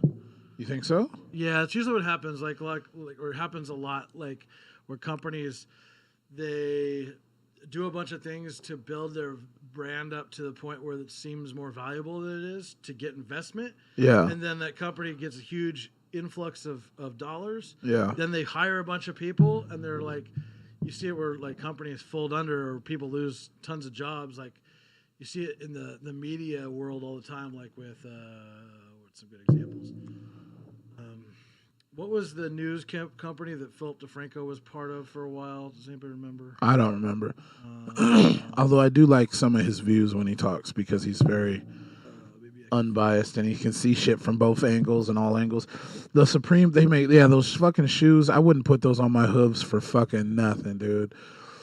Well, if they want to spend a little bit of cheddar, they can throw some cheddar my way. Fuck it. But yeah, I don't. It's just an asinine price, but they'll come out with that shit because people will pay for it. That's exactly what it is.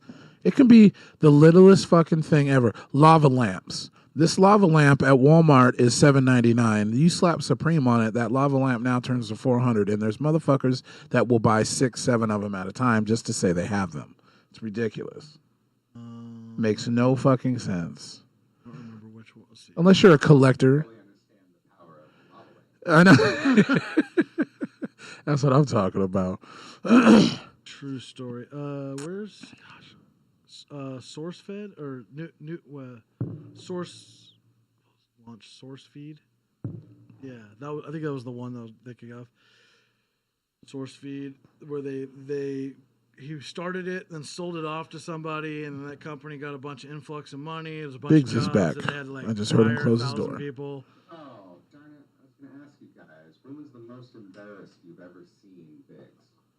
The most embarrassed I've ever seen him? Oh, shit. I don't think I've ever. I don't think he might have been, but he plays it off pretty well. I don't think he gets embarrassed in certain things. Well, most all things. I'm sure he's been embarrassed before. He probably has a couple stories. But yeah, see, he just says good luck with that. Yeah, no, he ain't gonna do that. He has no shame. Yeah. Like, if you can think of something, put it out there. Yeah, there's nothing at all. I don't think I've ever seen him embarrassed about anything. If that's the case, during the planking era, he would have been destroyed. Now I know you did. That's what I'm saying. He was a champ planker. This fool planked on everything. He was, but what's really funny is when he was planking on like picnic tables and shit. Like you're just laying down basically at this point. Just laying on a picnic Just table. laying on a picnic table does not represent planking. You're just tired. We happen to walk 2.5 blocks and now you want to rest. Lay your ass down on the picnic table. No, oh shit. Me personally, I don't think literally.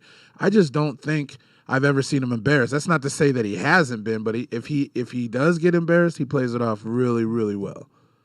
Yeah. Really, really well. I can't think of anything off the top of my head. Yeah. I think it stands out. I mean, maybe him breaking his own couch when he was drunk after the very first episode of FunkShop TV. Is that the one where you is that the very, one? very first episode of like a Was podcast Trevor form. fucked up too, and you guys stacked shit on Trevor's No, that was face? a different night, like where Trevor was passed out on his couch and we stacked up like 2,700 cups on top of him. Yeah, that motherfucker did not move, bro. I thought he was like, damn, he's in a coma. Just stacking all this shit on him, and then That's on our YouTube. yeah. Man, I'm telling you right now, if we would have continued from 6 or 7 years ago, Because originally it'd it be started different. off as more of like almost a reality show. Yeah, it was kind of like a reality, the nightlife / vlog after kind of the thing. bar closes, or just little fucking gags and shit that we used to do, and It was it a lot of was so work. much fun. It was a lot of work for me because I had to do all the editing Yeah. and videotaping. And at the time, I didn't have that powerful of a computer, so like it took a lot longer. It took a lot longer. So Oh, how have we grown yeah, to a point. But we were on the streets. Now we're in a garage. Hey. But no, it was so much fun We though. went to a TV studio, which was funny because the cameras were worse at the TV studio than we had. Yeah, the TV studio was dope. It was set up awesome. Except for the cameras. sucked The balls. cameras was horrible. Yeah, the cameras weren't that good. But no, we used to do kind of just crazy shit, man. And you guys, for anyone listening or hears this in the future, youtube.com/FunkShop TV, I think is what it is. Correct. I mean, antics on there, super duper crazy antics on there. And I was at one of my biggest weights too. I think I was like 650 pounds at the time or some shit. I was huge. Oh, bro, I was huge. I was almost 700 pounds at one time, and then There's I some lost funny a lot of videos weight. on those things. I've lost about. And a horse. Thank you. It's just weird on here. I got a lot of fucking headroom. Doesn't look right. But anyway, yeah, I've lost about between 355 and 360 pounds over the last 5 years. So. I gotta fix that. It's crazy, but it was a lot of fun back in the day. But if we would have continued, we would be a lot bigger than we are now. Now, I know that that's a huge deal to Biggz' numbers You and, want to be bigger and all that You kind of wanna be shit. smaller. I know, right? To me, I just want to have fucking fun, and the numbers will take care of themselves. You know, definitely take care of themselves. Oh, Ben Coming, I got to ask you. Tom Segura, are you a fan?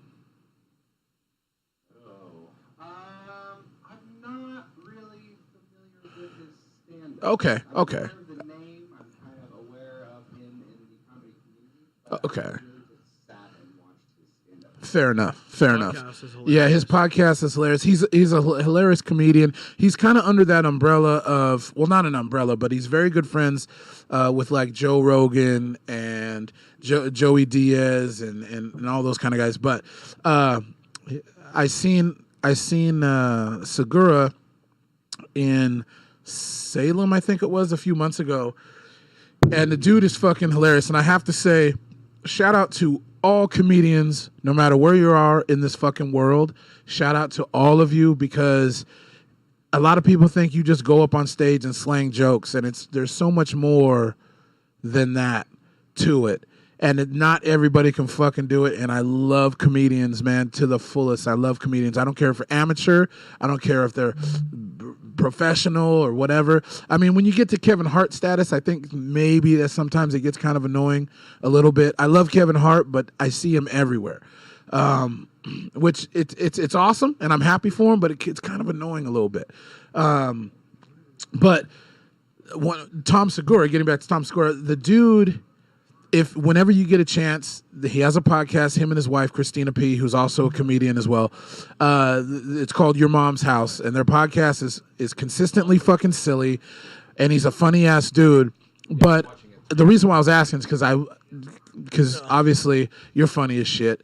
And so I was asking because every comedian has their own little niche. You know, they have their own little way that they deliver their shit. Like Theo Vaughn plays off like he's a super moron from the South, and Joe Rogan's more of the sarcastic, like, but it's truthful comedy. It's so much fucking funny. It's so funny because I do get annoyed when some places are like, oh, if you don't like that, you can't be a bad comic and make it or whatever. You can't be cussing a whole lot. You can't, you can't do this, you can't do that. And you seem to me like a comedian that would definitely warrant going to pay to see. I would definitely go to pay to see you. And so I just wanted to see if, what your take was on Tom Segura, because I think he's fucking hilarious and I think he's about to blow up. At this point, You can put it on my Tom shirt. Segura, talk more about You can how put it on awesome my shirt. That's exactly what I mean right there. This shit is just Change your jumper. What are you talking about? the shit is tight. I just fucking I dig it. And usually comedians come from some sort of, I don't want to say dysfunctional, fucked up life earlier in their past or whatever. But I think that's exactly what it is. And so they're able to be like, you know what, fuck you. This is, but then there's some things that are like, yo, they're just joking. He or she's just joking. Don't get your fucking panties in a bunch, It's just fucking, it's so funny. It's insane. But yeah, I just wanted to get your take on that. And if you're going to have a set that if you travel any type of closer to like Portland or whatever, I'm definitely sure that Duce, Biggz, and we would definitely come and support you, bro. It's fucking insane. I think you're hilarious. So I wouldn't. I'll make it happen. My new resolution was to I've seen him actually. Have you? out of Central Oregon and perform more often. Bro, Harvey's Comedy Club is fucking, Harvey's is awesome. I don't Did know. you say fuck Biggz in the ass? with or without lube? You know what? Depends how much time we have. I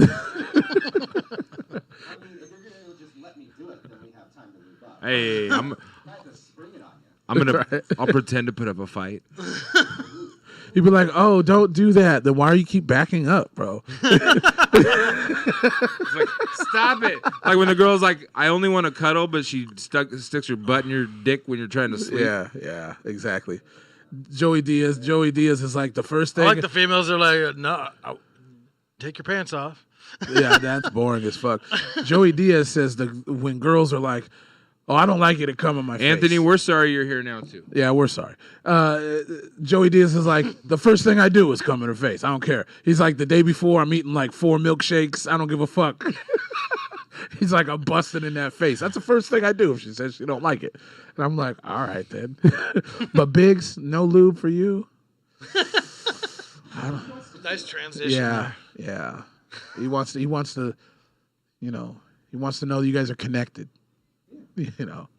Friction means love. That's what it is. It means something, that's for sure. Right? Instead of sharing is caring, it's friction is love.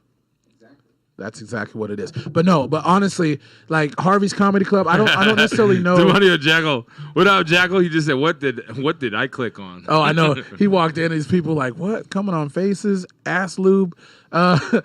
But it like Helium. Biggz backing it up Helium's like a little a bit dump different, truck. but Harvey's I think would be awesome because I think there's only 2 comedy clubs here in Portland, right? Helium and Harvey's, right? And Comedy's done other places too, but as far as clubs. 20 pizza places throughout Portland. and there's bars and pubs, of course. Jackal Yeah. said I had to turn my sound down. Let me ask you this. This is not for small ears. Let me ask you this. What is the smallest place that you performed at? Like, my pants. I was gonna go down that route. yeah, I knew it. I knew it. But, can you be more specific, like smallest venue? Yeah, the smallest venue. Not maybe an Olive Garden. Comedy night at Olive Garden. Thanks for stopping by, Extension. Performed in the lobby of a dispensary. Outhouse. That must have been really weird because You know what, like, people though? aren't there to see you. They're Yeah, oh yeah. All right. like you're just. Well, what we did is we had a dispensary that was sponsored for a while, and we started doing our shows on Fridays. So when comedians got to town early, we would go to the dispensary at 4:20 on Friday and do like a mini 20-minute, be like, hey, come see us tonight at the Awesome Show. That's tight, dude. Yeah, and it was pretty cool. They would give us some product from time to time. It was kind of nice. That's It was fucking just dope. This fun. Hey, let's see if we can make it happen. That's cool. Wow. Hey, did somebody make a comment about me wearing a jumper while I was gone? No. No. I was just curious. Extension said, did you change your bumper, Biggz? No, we're saying that you should jump. There it is. That's the most Guys, cardio. when I landed, you're both supposed to go. Yeah.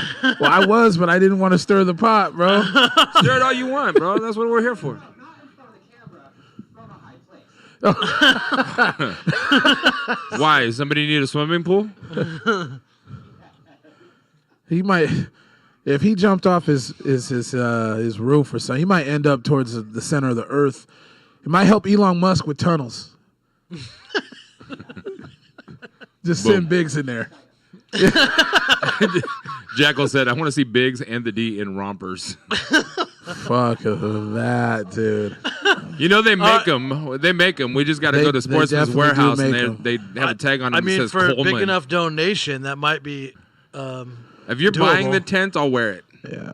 I mean, we'll make a like you guys could dress up like what's those big the fuck are those things called? That kids show, but they're like creepy little. Oh, Teletubbies? Yeah, you could dress up Fuck like Teletubbies. that show, dude. Essentially. Hey, Good looking.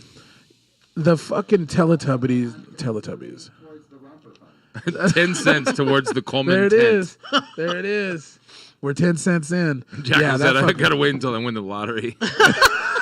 Yeah, that's going to be a big romper. That's a lot of material. You know what I'm saying?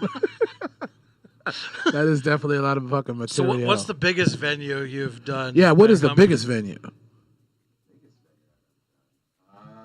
I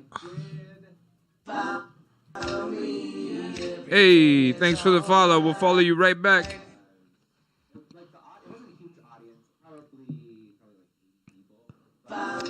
probably like 80 people. Hey, thanks for the follow. We'll follow you right back. 80 people? Sorry.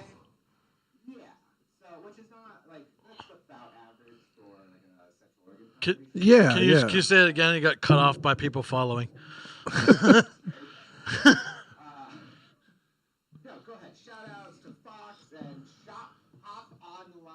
You fucking right. Motherfucking right. Do you sell Supreme gear? Probably. But it was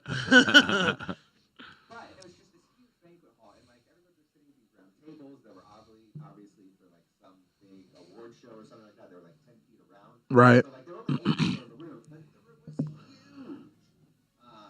So that's probably the largest venue. Right. Probably the audience was probably Nice. Awesome. That's fucking badass.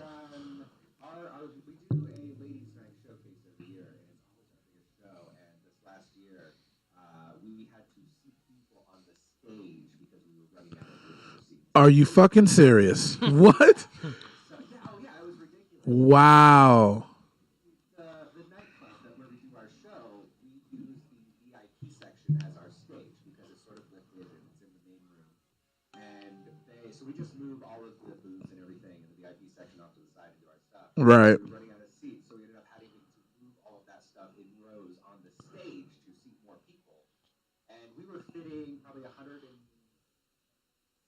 170 people into a room where like we can maybe seat 90. Holy shit. That's cool. It was pretty ridiculous. I keep booking this benefit show every year, and I book other people. And every year I'm so tempted to book myself. They do it at the Tower Theater, which is a solid, I think, 375 seats or something like that. Oh, that's dope. And every year I'm just like, oh, I should book myself. And I'm like, no, I have more confidence in this other person. That is crazy. So you're like the ringleader of all the comedy people down there? Yeah, Ben Comedy is the production company. I started some time ago, and things have gone up, things have gone down, but we are... Things have gone in, things have gone out. we are the glue that holds the comedy scene together. Because until Ben Comedy started, there were only like 4 or 5 people that would kind of do an open mic every now and then. Right. When we came in, it actually made like a full business. That's awesome. That's awesome. Because I think there was a big comedy boom back in, I remember watching like Dave Attell and comedians like that and watching the what was it called, Up All Night, or no, fuck, I can't remember what the comedy thing was, but it was late at night and they would have, everyone would do, you know, a 15-minute spot or whatever, and it was Dave Attell, and he would bring up comedians that are now pretty fucking well known, pretty big and all that kind of stuff. But I always found comedy to be such an amazing art form because it's tough to get into a room and to, a lot of comedians will just speak their own, they'll just talk about their lives and how fucked up it was, and they're able to poke fun at it. But to get somebody else to laugh at something is just, it's definitely an art form. It's fun. I mean, anybody can get anybody to laugh at something, whatever, but to consistently to do it and to consistently get people howling and like bent over, slapping the table and shit, that's an art, man. And this shit is incredible. This shit is fucking incredible. He said bent over. You know, getting people spitting fucking shit out of their mouth and this motherfucker's hilarious. You know, and I've always found it fucking fascinating, man. And Kevin Hart, obviously, when he was starting out, he said one of his most fucked up gigs where he was at dance clubs, and when the dancers, in between the dancers coming out and shit, they would have him go up on stage and do comedy. And be like, and his comedy name was like Kevin Little Bastard or something like that. And next up on stage, you know, we got little Kevin Hart, the bastard or something, telling some jokes. And people were like, you know, strip, pull your pants off. And he's like, hey, I'm up here to slang jokes, not this dick right now. You know, but it was just to see where comedians came from. Motherfuckers living in their cars for 4 months on the road, going from, you know, place to place to place throughout the country and just trying to live that dream. It's just insane, man. And so my hat's off to you, brother. My hat's off to you. And absolutely. And if you were to come closer to Vancouver, the Portland area, we definitely support your shit, bro. Oh, damn straight. Oh, see, now I'm even more motivated. I'll start making phone calls. There's so many people that I book that be like, oh yeah, if you're ever up in Portland, let me know. We'll get you a spot on the show. Of course, 100% assuming that I never leave Central Oregon. Right. This is the year in which I call in all my favorites. I love it. I love it. And make it happen. Yeah, we'd meet you at like Voodoo Donuts or some shit. Paul would end up getting the what was it, the cock and balls or whatever. What's that donut that they have? That's what I bought for everybody else. I never got one for myself. He's like, nah. Bro, that Memphis Mafia is my shit, bro. That Is peach it? fritter with the cream cheese frosting. Oh man, yeah. Voodoo Donuts is something evil, bro. That shit is the dark arts, bro. Right. I mean, Whew. Domo. No. This shit is crazy. And what's crazy is the motherfucking Voodoo Donuts is like is like country famous. There's people that will travel just we've heard about Voodoo Donuts and it's like what? You know? That's what I'm trying to fix. Yeah. Okay. But Working on that right now, Mom.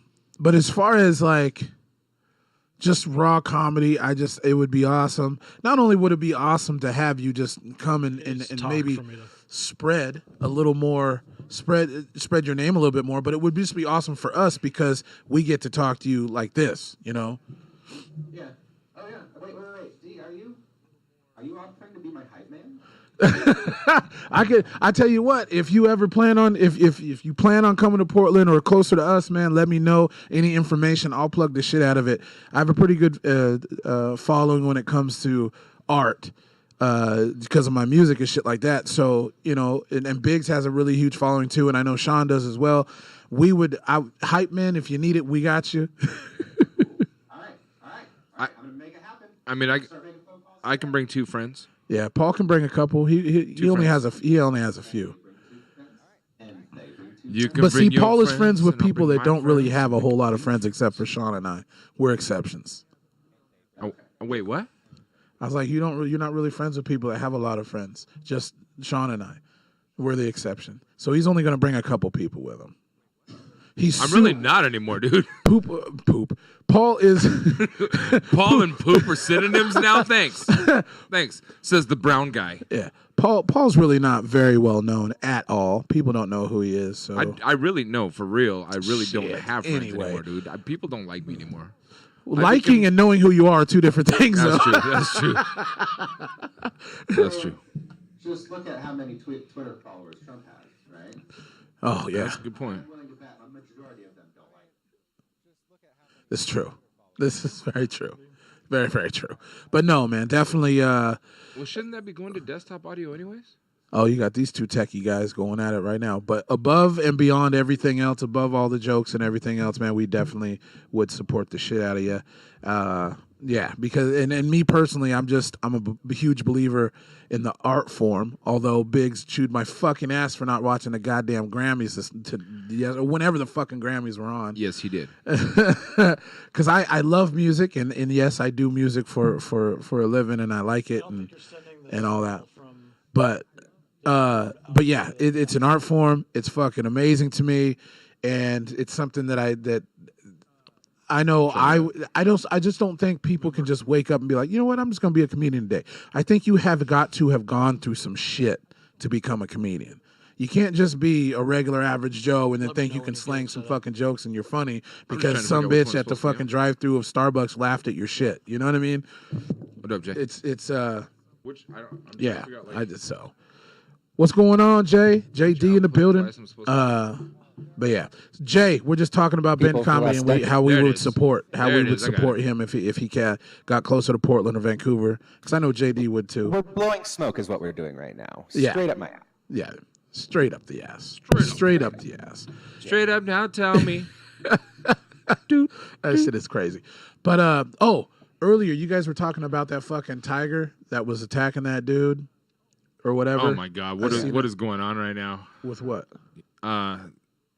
I'm looking at Ben Comedy's stream on my other monitor, and this is what I see. So this is scaring me.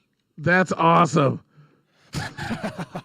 I didn't know you were looking at my stream. You are streamed in our stream right now. So now he's know. streaming our stream, watching his stream, watching him edit Biggz. That's fun. This is like Inception. You know the movie afraid. Inception, except we're all awake right now. All right, let's see. I'm not doing shit. That's What'd you been change? comedy. No, what'd you change? I changed the output from Discord To what? to desktop. Oh, he's playing Black Ops 4, So I have or to- he would be there. So Discord is being. It took me a controlled the minute same to find place out where what Pretzel Box goes to. BO4 was. I thought you just smelled really fucking bad. Well, what should I put it on? And then in that case, I wouldn't want you over here if you smelled really bad, Jay. Audio box. Yeah. Okay. Like, there we go.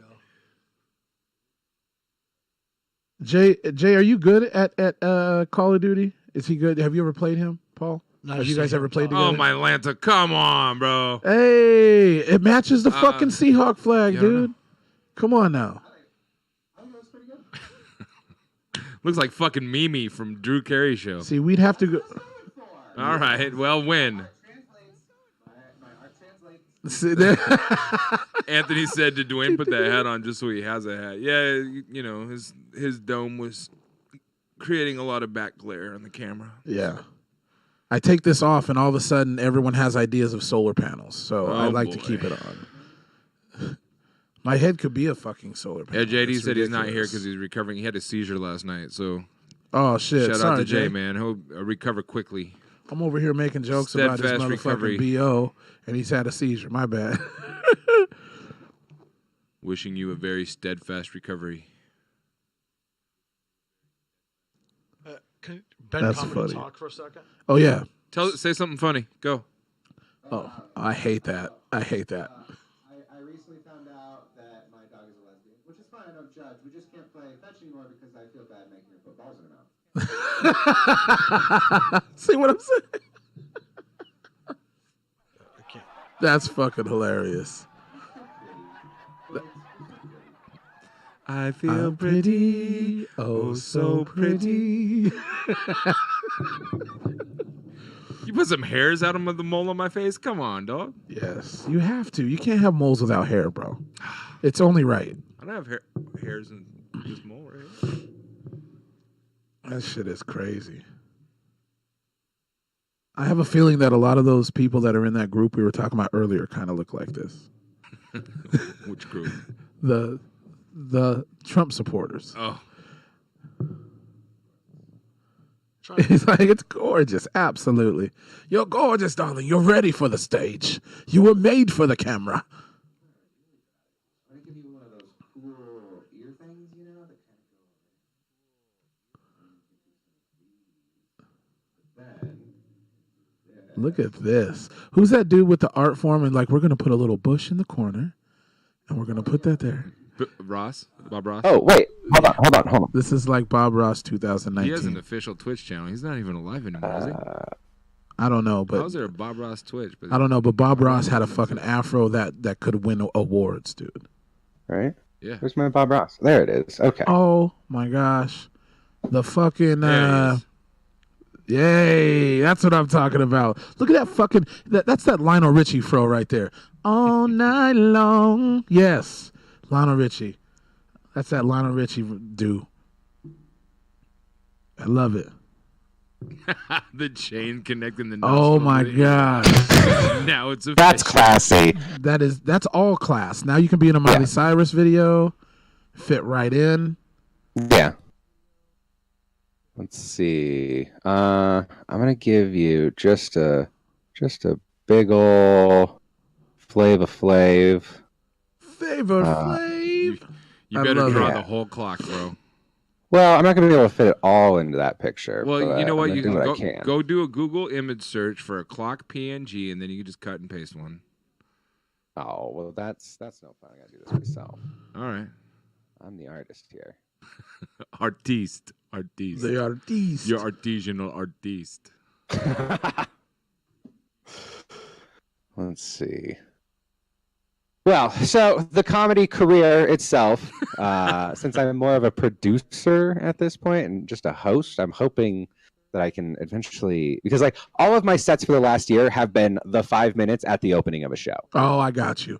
I got you. I got to get back into the rhythm of doing longer sets. So it'll be interesting if I can get a more recent video that I can send out. Right. And the other thing is that I also plan on doing it as legitimately as possible. Like, I don't want to be the guy that's like, well, hey, I booked you, so you should be booking me. Like, no. I'm going to be sending videos and form letters and all of that stuff to people that, I have paid to do work for me. Be like, no, we're turning the tables. I'm going to be working for you, and I'm going to treat it that way. Got to keep it legit. Like, what is Duane doing? He's just leaving. I gotta go pee. Pee. I have like 4 drinks over here that. Well, yeah, way too much liquid a day. It's been a long day so far. There we go. Boom. You can't see the hands on the clock because they're pointing to 4:20. All right. But you should still be able to see a little That's bit logical. of one. Yeah. You're missing. Wait. I like the is it drawing there. 4:20? Got it. What are you using? you go. Photoshop? Yeah. Cool. Yeah. Trying to teach Biggz here how to use. Well, I'm not trying to teach. He's trying to learn. It's a process. Because I'm terrible at teaching things. Well, and I've been doing a lot of like Twitch art for other people, just supporters, people that watch our channel on a regular basis. You started diving more into. No, not at all. Okay. Not at all. But now somebody's challenged me to make them a logo. They want to pay me for it. I'm like, dude, why don't you just hire somebody that knows what the fuck they're doing? Well, it gives you a good opportunity. You might have to go back and do it 25 times, but 50 times. But think of all the learning experience you'll get from that. That's true. For somebody that has a. I mean, you'll get paid a little bit. You're going to learn a lot. And if they're patient with you, do you know them personally? No. Do they know you're like a beginner? Yeah, I said doing logos is not my thing. But if they're like, that's okay. Doing I just want different word art, that's easy. Yeah. Doing actual custom logos, that's a completely different ballgame. Do you mess with more than just what do you mess with more than just Photoshop, or do you into other like creative applications for art or stuff? Do you do like video or 3D or anything like that? Ben comedy. Oh, I mean, basic photoshopping. I do. Here, I'll pull something.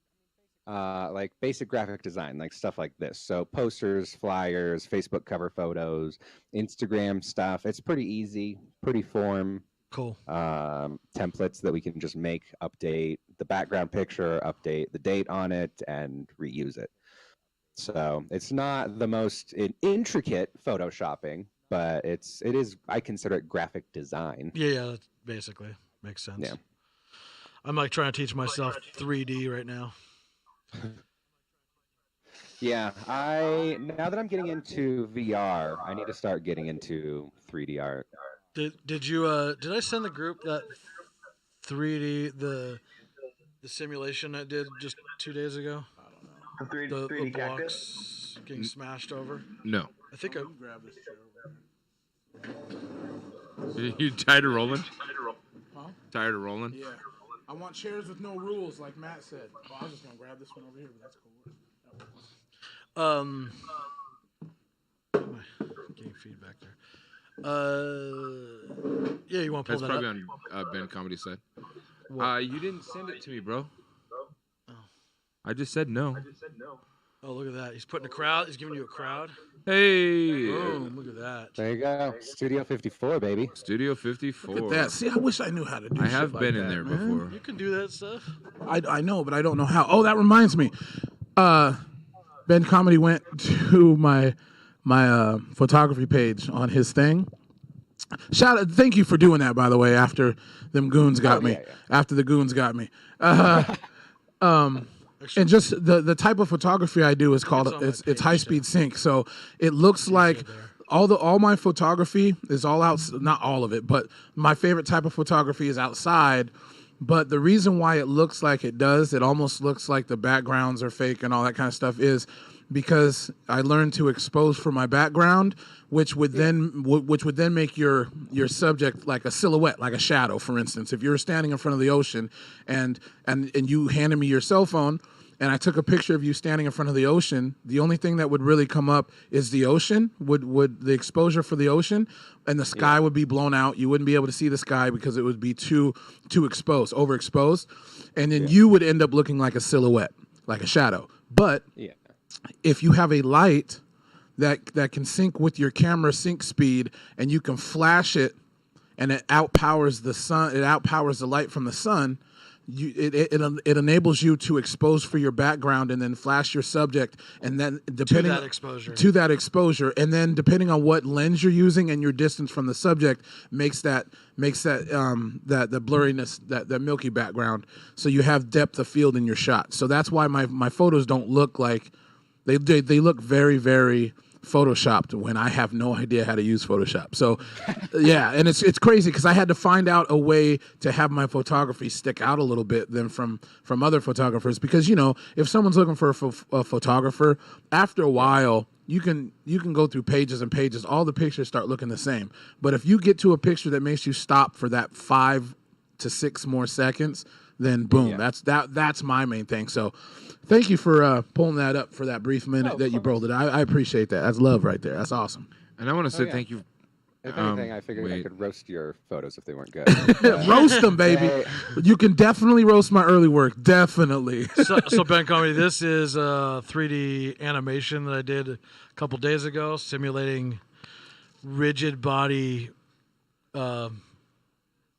things. So things react with other stuff. Yeah, it doesn't look like a big deal. That's a pretty big deal as far as where he came from learning and then where he's at now. I've only been doing this like a couple months, maybe. If that. Full screen this. But the thing about Duce is one of those people. I like dark lighting too. That's like, yeah. Duce is one of those people that when he has his mindset on something, he just dives into it and that's it. It's like slight autism. And that's how I am with a lot of things too. Like photography was that way. I just dive in, you learn everything you can about it. That's how he got his powerlifting records, and that's how he produces music. He just woke up one day and was like, I think I want to do music, bro. Okay. And he just learned everything about it. Yeah, the shit is crazy. Pretty soon. I'm similar. Like, I 100% believe that our school system should be buffet style as opposed to schedule style. Yes. I think you should be able to walk into your school and be like, you know what? Today I want to learn math. And then you sit down for all of that day and the next day and the next day for as long as you want to learn math. Exactly. Rather than being forced to sit for 1 hour and like, learn math. Okay, stop learning math. Now learn English. Yeah. No, now stop learning that. Now learn gym. Exactly. Exactly. Well, no, I was still learning math. Why have I moved on when I haven't finished with the math thing yet? Exactly. So I've noticed a lot of people like ADD. It's not ADD. It's that people are taught to give up on what they're thinking about after an hour and move on to something else. Amen. If we taught kids to sit for a long period of time, right, which is what I do. So like I will find something that I get really into and I will just get into it until I'm good at it. Right. Air quotes.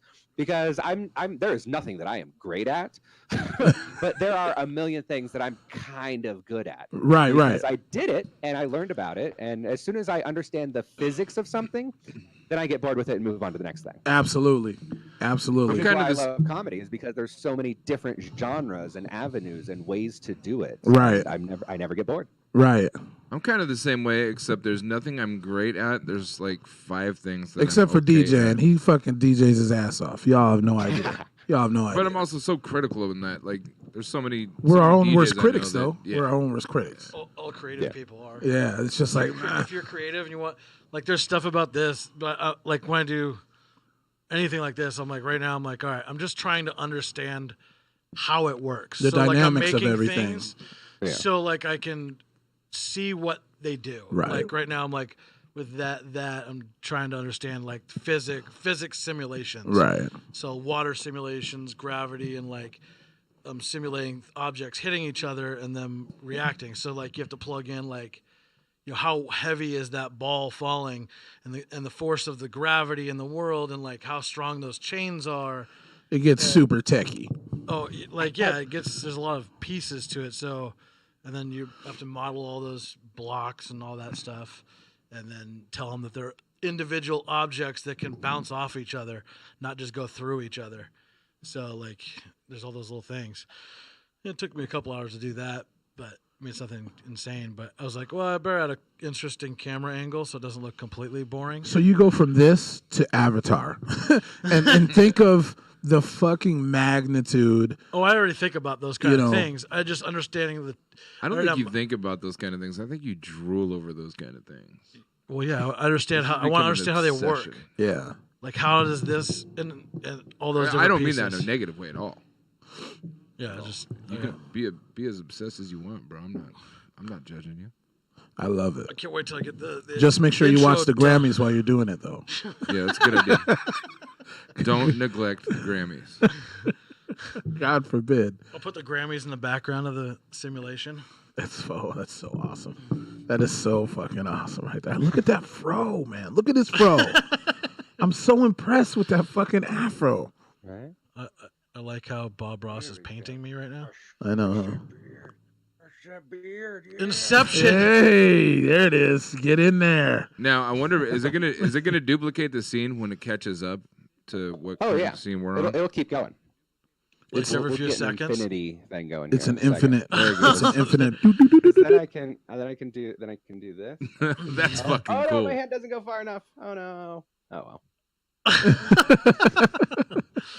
And it keeps going and going and going. That's awesome. Somewhere in my clips, there's like 7 clips in a row of me doing this. It's super weird. You got to watch them in order. See if I can find them real quick. But it's me, and then somebody clipped that, and then I played that clip inside the video. And while that clip was playing, I did something else funny, and then they clipped that, and then I showed that one. It just kept going and kept going. That's insane right there. Now, for many people that watch the podcast, the Morning Funk or whatever, you may or may not have heard of the edibles that I make. This right here wouldn't be something I would advise watching after consuming one of my edibles. Not a good idea. Sounds like fun. Especially in full screen, like with no borders around it. Yeah. A giant definitely version of it, like on an 80-inch TV. That'd be or 73. That's as big as I can get in my living room. It'd be cool if I could time. We can knock at a wall. To do like a wave sort of a thing. Let's see. Whoa. No, it's like 45 seconds. Yeah. Yeah, right. That's the slowest wave ever. We'll cover up Streamlabs just for a minute so we can get the perspective. Yeah, that's insane. Full screen insane. Oh, there it is. Wow. All right, I give up. That's enough of that. You just got to do one arm at a time. Like, that's awesome. And just do it super. Oh, come on, man. With the Raiders. Oh, shit. I like the Come quad. on, man. That's now you dope. have a problem with it. Now, if that was a Seahawks It was hat, all fun and games until you put that bullshit on my head. Right. That's hilarious. Damn it. I mean, if you want to make me look gangster, at least use a LA Kings hat or something. Aw. Fudge. No, we got this. How about a Supreme hat? Put a 3 full circle. Put a $300 hat on my head. They'll sue you for hey, you owe us for using our likeness. That's a Supreme graphic. That's a Supreme graphic. Yeah, we own the rights to that. Sorry. Those are $700. There you go. I would hang out with this guy. I would hang out with this guy. I do hang out with that guy. In the mirror. It looks like the kind of guy that still asks for Zima. Yeah. Right? Do you guys sell Zima? They're like, what? Did you ever try one of those? Fuck yes. They were so horrible, man. Nah, I liked them when they came out, yeah, bro. you're the guy that put the Jolly Rancher in it was nobody was looking. No, I never knew about it. They did what? You didn't know about that? People What? used to put Jolly Ranchers in their Zima, and the Jolly Rancher would dissolve and make it all candy flavored. Fuck no, I didn't know about Yeah, that. That people sounds like used a to do good that. idea, though. About right. Right? Do they still have Zimas? Some places, I would think. Zima's You like Zima? Zima was dope back in the I day. drank it. Ugh, I Zima never was did. dope. I don't know. like I tried it once. It was nasty to me. I don't like Coronas. Oh, I can't Out of- stand Corona. Out, either. out of beer. I like any Guinness. I like Guinness dark beers. Yeah. A lot of people don't like it. They're like, you put that shit on pancakes, bruh. That shit is thick as fuck. Make it as a batter for your fish. That's what Guinness was made for. Make that baby batter. Exactly. That nasty German shit. I don't really like any beer, although I went through a phase in my life. Oh shit! It's past 3 o'clock. I went through a phase. Yeah. Doesn't really. Beer's not my thing. I prefer hard alcohol. You know, like half gallons of tequila. That's funny. Oh, that's happened. dangerous. That's super dangerous, He's but not it's lying. fucking hella That's the funny. scary part. Or whatever. Should put a Raiders hat on Bob Ross's head. Put what? A Raiders hat on. Put a Oh, Raiders it hat on messed my up bones. that pretty hair? No Well, no, way. you still have the fro coming up the sides. You know, though, you really should put a fro pick in it. That's not a bad idea. That's awesome. You If I can the find definite. Or change. You just definitely change get his your paint- black vote up. Change his paintbrush to a fro pick. Ooh. Turns it. with a peace sign in it. The ones with the peace sign in the Wash handle. into a fro. Yeah, brush it into a fro. Brushing a fro. I'd be tired. All right, I like that. All right, let's see what we can do with this. It scares me when he goes off screen for it. Right? He's like, hold I on. know something's Well, it's coming. because I'm Google searching. I got to be careful what comes up. Oh yeah, good idea. Good idea. I've Good gotten idea. into that habit myself. All right. So we're gonna say okay there. It's interesting. Like everybody uses like Photoshop and Illustrator and all those programs slightly different. Like everybody has their own Yeah. workflows they develop over time of learning the tools. Yeah. Yeah. Well, and that's the other thing is that I learned Photoshop with Photoshop 3 when I was in Oh, middle wow. school. So there's a lot of stuff now in Photoshop that I am still unaware of, like new stuff that they added that make it easier, but I don't know the new ways. I still use the old ways because that's all I learned. Did you ever use Photoshop, the Photoshops that before they had undo? before there was layers, like You there was go ahead and make one mistake, Oh. you're fucked, There- pretty much. there was a Yeah. Photoshop, and I watched a video and 2 days ago about it. Like just somebody was pulling up old Photoshop of like I think it was, I don't know if it was the original, but it was like it was before version 1. It was like version like 0.83, Yeah. and it was like black and I had a black and white version. The guy had like he had like 256 color version or something that he was showing on his Yeah. super old Mac, and like he took pictures and like it was the most grainiest like terrible color. Like he took modern pictures and then imported them into like Photoshop from literally like 1980 something or whatever it was, 1990. It Right. was 95 or somewhere around there, a long time ago. Right. And it just was hilarious because it just so like when the image displayed, it like displayed and like it had to like go down like super slow. It was like do you know like Yeah. skit. That would kill me. Yeah. That's hilarious, dude. That's fucking There wasn't that many hilarious. controls. There was like saturate. There was like Right. a handful of controls. You could draw. There was no text tool, so you couldn't type words. There was no text tool God. even yet. at that point. Fuck, dude. So you had to like paint them on like. So you wanted to make a title, you had to paint it on. So if your S was fucked up, you're just like, Yeah. fuck. Yeah, I think you had one undo level. Oh my god. That was it. And then like Jeez. there was no layers. That's enough to drive someone insane, really. But at the time, Writers I everywhere remember- with this. I remember a Photoshop that only had one undo. I remember those times. Yeah. Wow. Yeah, this one had one undo layer. Or one undo, but didn't have any layers. Right. So you couldn't like there was no Right. yeah. That's insane. And I could do some incredible shit if I learned Photoshop, though. Really, with the way I do my photography now, and then if I learn some Photoshop tricks, oh my god, dude! there's lots of YouTube videos. I know there is, I know, but I Well, don't you want to could- go down that route. I All right, just no, don't. we're good. I just don't want to go down that route. It's not bad to have that knowledge. It's not bad to have that knowledge, but Like in case you have like a perfect picture except for like one little thing's fucked up. Like Yeah. an eyeball is like closed worst. eye. yeah, And everything else is perfect the way you want it, but you're like the eye is closed. Like how do I fix that? Well, you can take Yeah. another eye from another picture and put it in there. that's true too. That's true too. That type of shit is tight. I just don't like picture. I don't like when people make. You close the door. I know. Force a habit, man. I'm too polite. It got cold in here like 1 degree. Paul's like, "Fuck, motherfucker, close the door again." No, I just don't want to get because I know me, bro. If I do something, I'm gonna do it too much. You know what I mean? Like I'd be like, That's "Oh, I part can of the learning Photoshop that." experience. I know. What I don't like though is when, for instance, people that. And I definitely understand taking a photo, and then if a girl's in a swimming suit, you know you Photoshop out all the cellulite, make it look smooth, and all that. Like I get it. But like when you see that person in real life, Yeah, but the client may want you to do yeah, that. the client may want you. I know, I get it, and I understand. You know, I might what learn. we're telling you. I might is learn you how to might wanna maybe learn some smooth basics. out some shit or something. You know, learn some basics. But I just know me, bro. If I dive in and try to learn the basics, I'm gonna want to know everything. I'm not saying like take a picture of a cactus and turn it into a beautiful woman by just stretching and manipulating the image. That's a graphic designer like a motherfucker right There's there. YouTube videos that do things like Oh, that. for sure. You're like, how did you go from this to that? Like, Right. that's incredible. Right. Like, your ability with Photoshop is a little too good, my friend.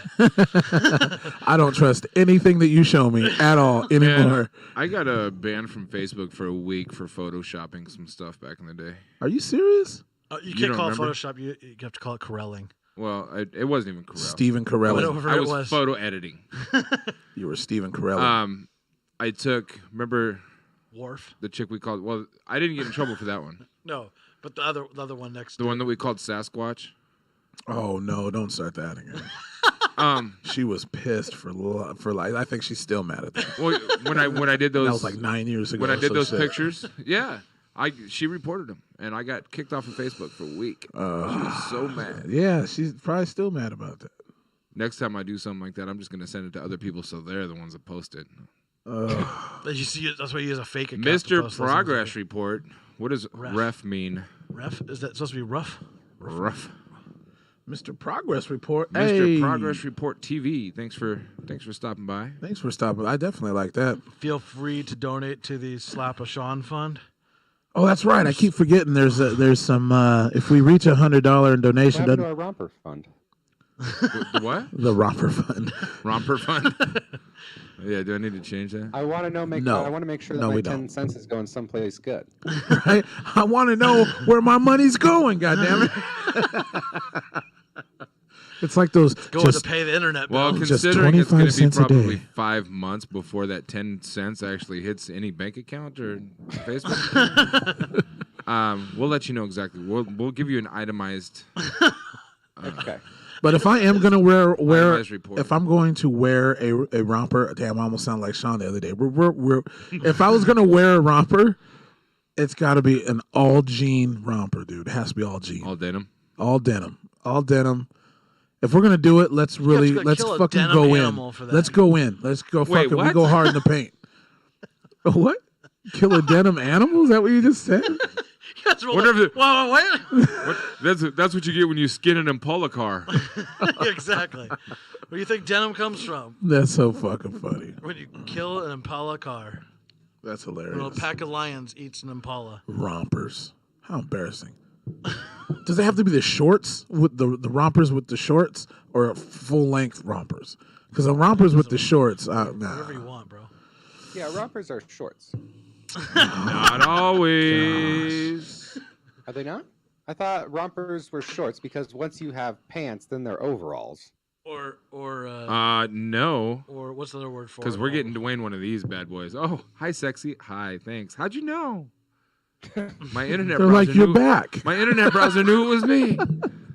That guy right there. Oh, is that what that is? Well, see, those are overalls without the two straps, but That's a romper, bro. kind of. yeah, that's Or I guess like another name for a romper could also be a onesie. Kinda. a grown-up onesie. So, yeah, I was going to say, I the- guess a romper just is without the sleeves. It's a one piece. I know. Period. Yeah. But so are like overalls and coveralls. Yeah. This thing. But it depends on where the fabric ends that changes the name. Yeah. So Yeah, I a think- romper is just without sleeve. Or without leg actual full extent Well, legs. That dude There- looked like he there- got kicked out of Jodeci. Like, What no. you talking about? You ate Joe disease. It's like, yo, we don't wear those here, bro. I'm gonna have to ask you to leave the building, please. And yeah, hand in your badge with Mary. Yeah. Yeah. That's hilarious. Would you ever do a skit show such as like something like Saturday Night Live or anything? Would you ever be a part of something like that? Oh, I found a 100%. romper for you, Duane. I would actually. So my goal is to not be the Bill Murray or the Andy Samberg. My goal is to be the Lorne Michaels. Oh, I got you. Okay, so you want like behind the scenes type thing. Yeah, I have realized over the year that I have a better talent at recognizing and nurturing talent than using my own talent. I got you. But because you have that talent, you can recognize and you have the experience. Yeah. Yeah, I am more confident in teaching somebody how to be funny than my own talent in being funny. Right. Leads you into like writing and behind the scenes things. Yeah. Go back to that romper real quick. Because the patriotic one? yeah, super patriotic right there. It's I wouldn't be You're gonna opposed say to wearing it. Super. Yeah, patriotic. I wouldn't be opposed to wearing it, except all the fucking lifesaver jokes, because it looks like a package of lifesavers. I'm like, damn, that's a big old pack of lifesavers right there. Saving a whole lot of lives. You guys know why they call them lifesavers, though, right? This isn't a joke. This is like a serious thing. Shaped like a lifesaver. Is that what you're talking about? No, I mean that's a good guess, but they're called lifesavers because the hole in the middle, if you choke for Holy kids, shnikes. you can still breathe. Yeah. We're adding this to our Amazon list. What are we adding? You know, our Amazon purchase list? Yeah, what are we adding? Boom. What is it? Why are we adding that? Because you can get designer rompers in a whole bunch of different styles. Well, that's fine, but do you think? Oh, people I actually get gonna that one buy right those there, things? though. That Do you one, think people are going to buy half the shit that's on the list as it is? I would rock the Well, shit out of some that right there. microphones and mixers. And I would stuff? rock the shit out of that right there. Yeah. Because I love dinosaurs and I love space. See, that one, you look like you're getting ready to go to bed in that one, though. Nah, not the flamingos. In Vegas, maybe. There's your St. Patty's Day. I would wear that to a Boston Celtics game. St. Patrick's Day. St. Patty's Day, yeah. Oh, the kitty ones, Yes. definitely.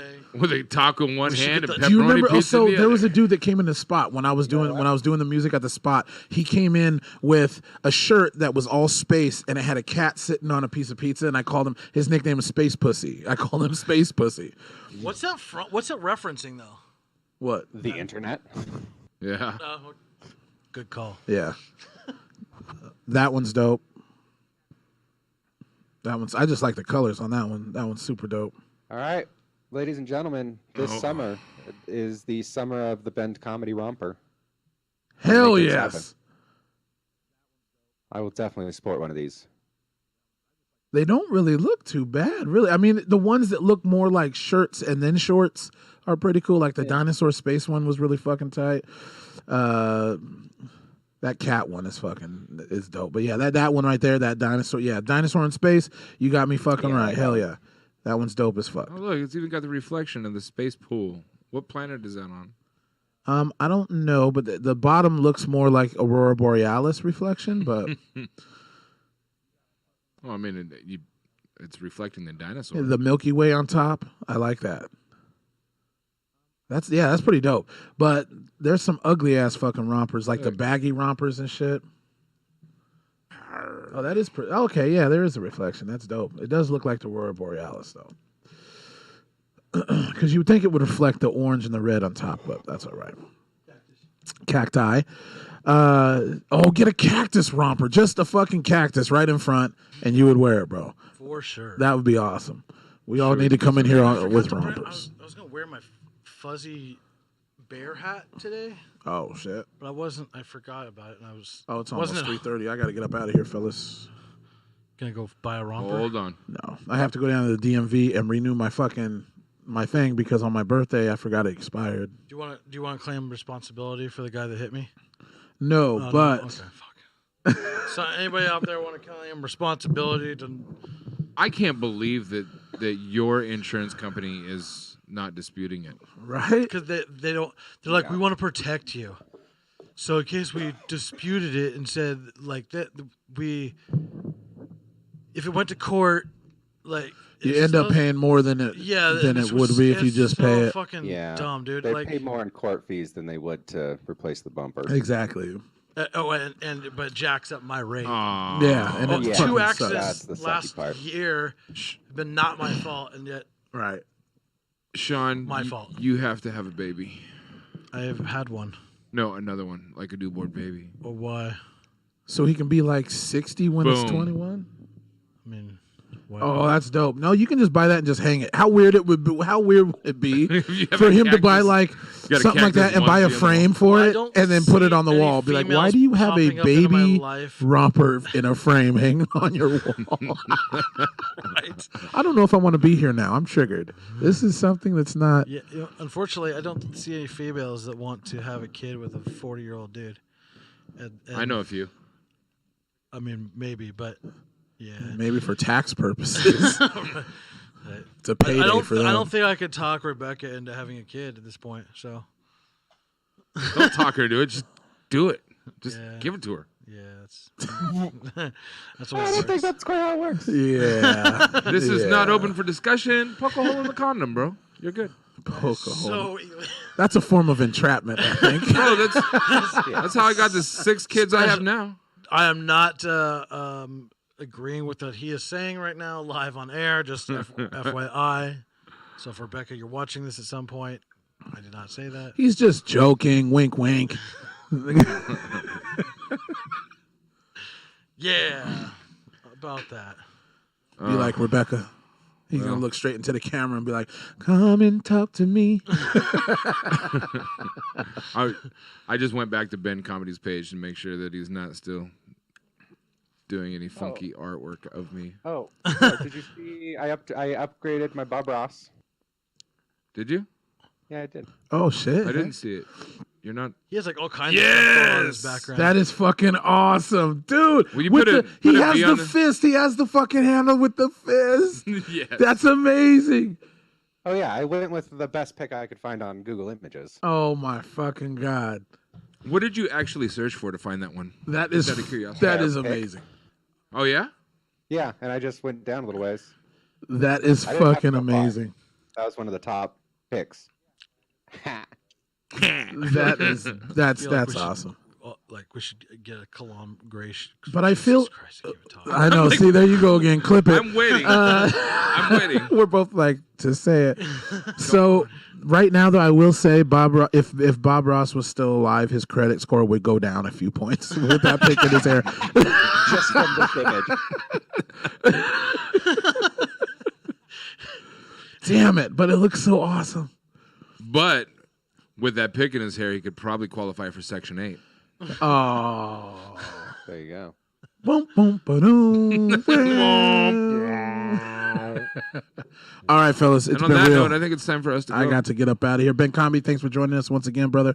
And on was fun, a man. serious I'm glad note, to though, when you get that together, if you get it together, whatever in the future, come on down to the Portland area, Vancouver area. We'll definitely support you, man. Nice. Well, awesome. Nice to know that I have an audience there. I will make it happen. Yes, sir. Portland, I'm coming. Whoa, you heard it here first on Morning Funk. I don't know if they're going to stop, but I'm out of here, guys. Love yourself so we can love others. I'm gone. We all got stuff to do. Shout out to Ben Comedy. Is Get your follow on. doubt. And you know what? You're staying live, right? Yeah. I'm gonna Okay. be on for a while. Well, you're gonna be our raid target. So thanks. Thanks for watching. We love you. Bye. Bye. Bring it on.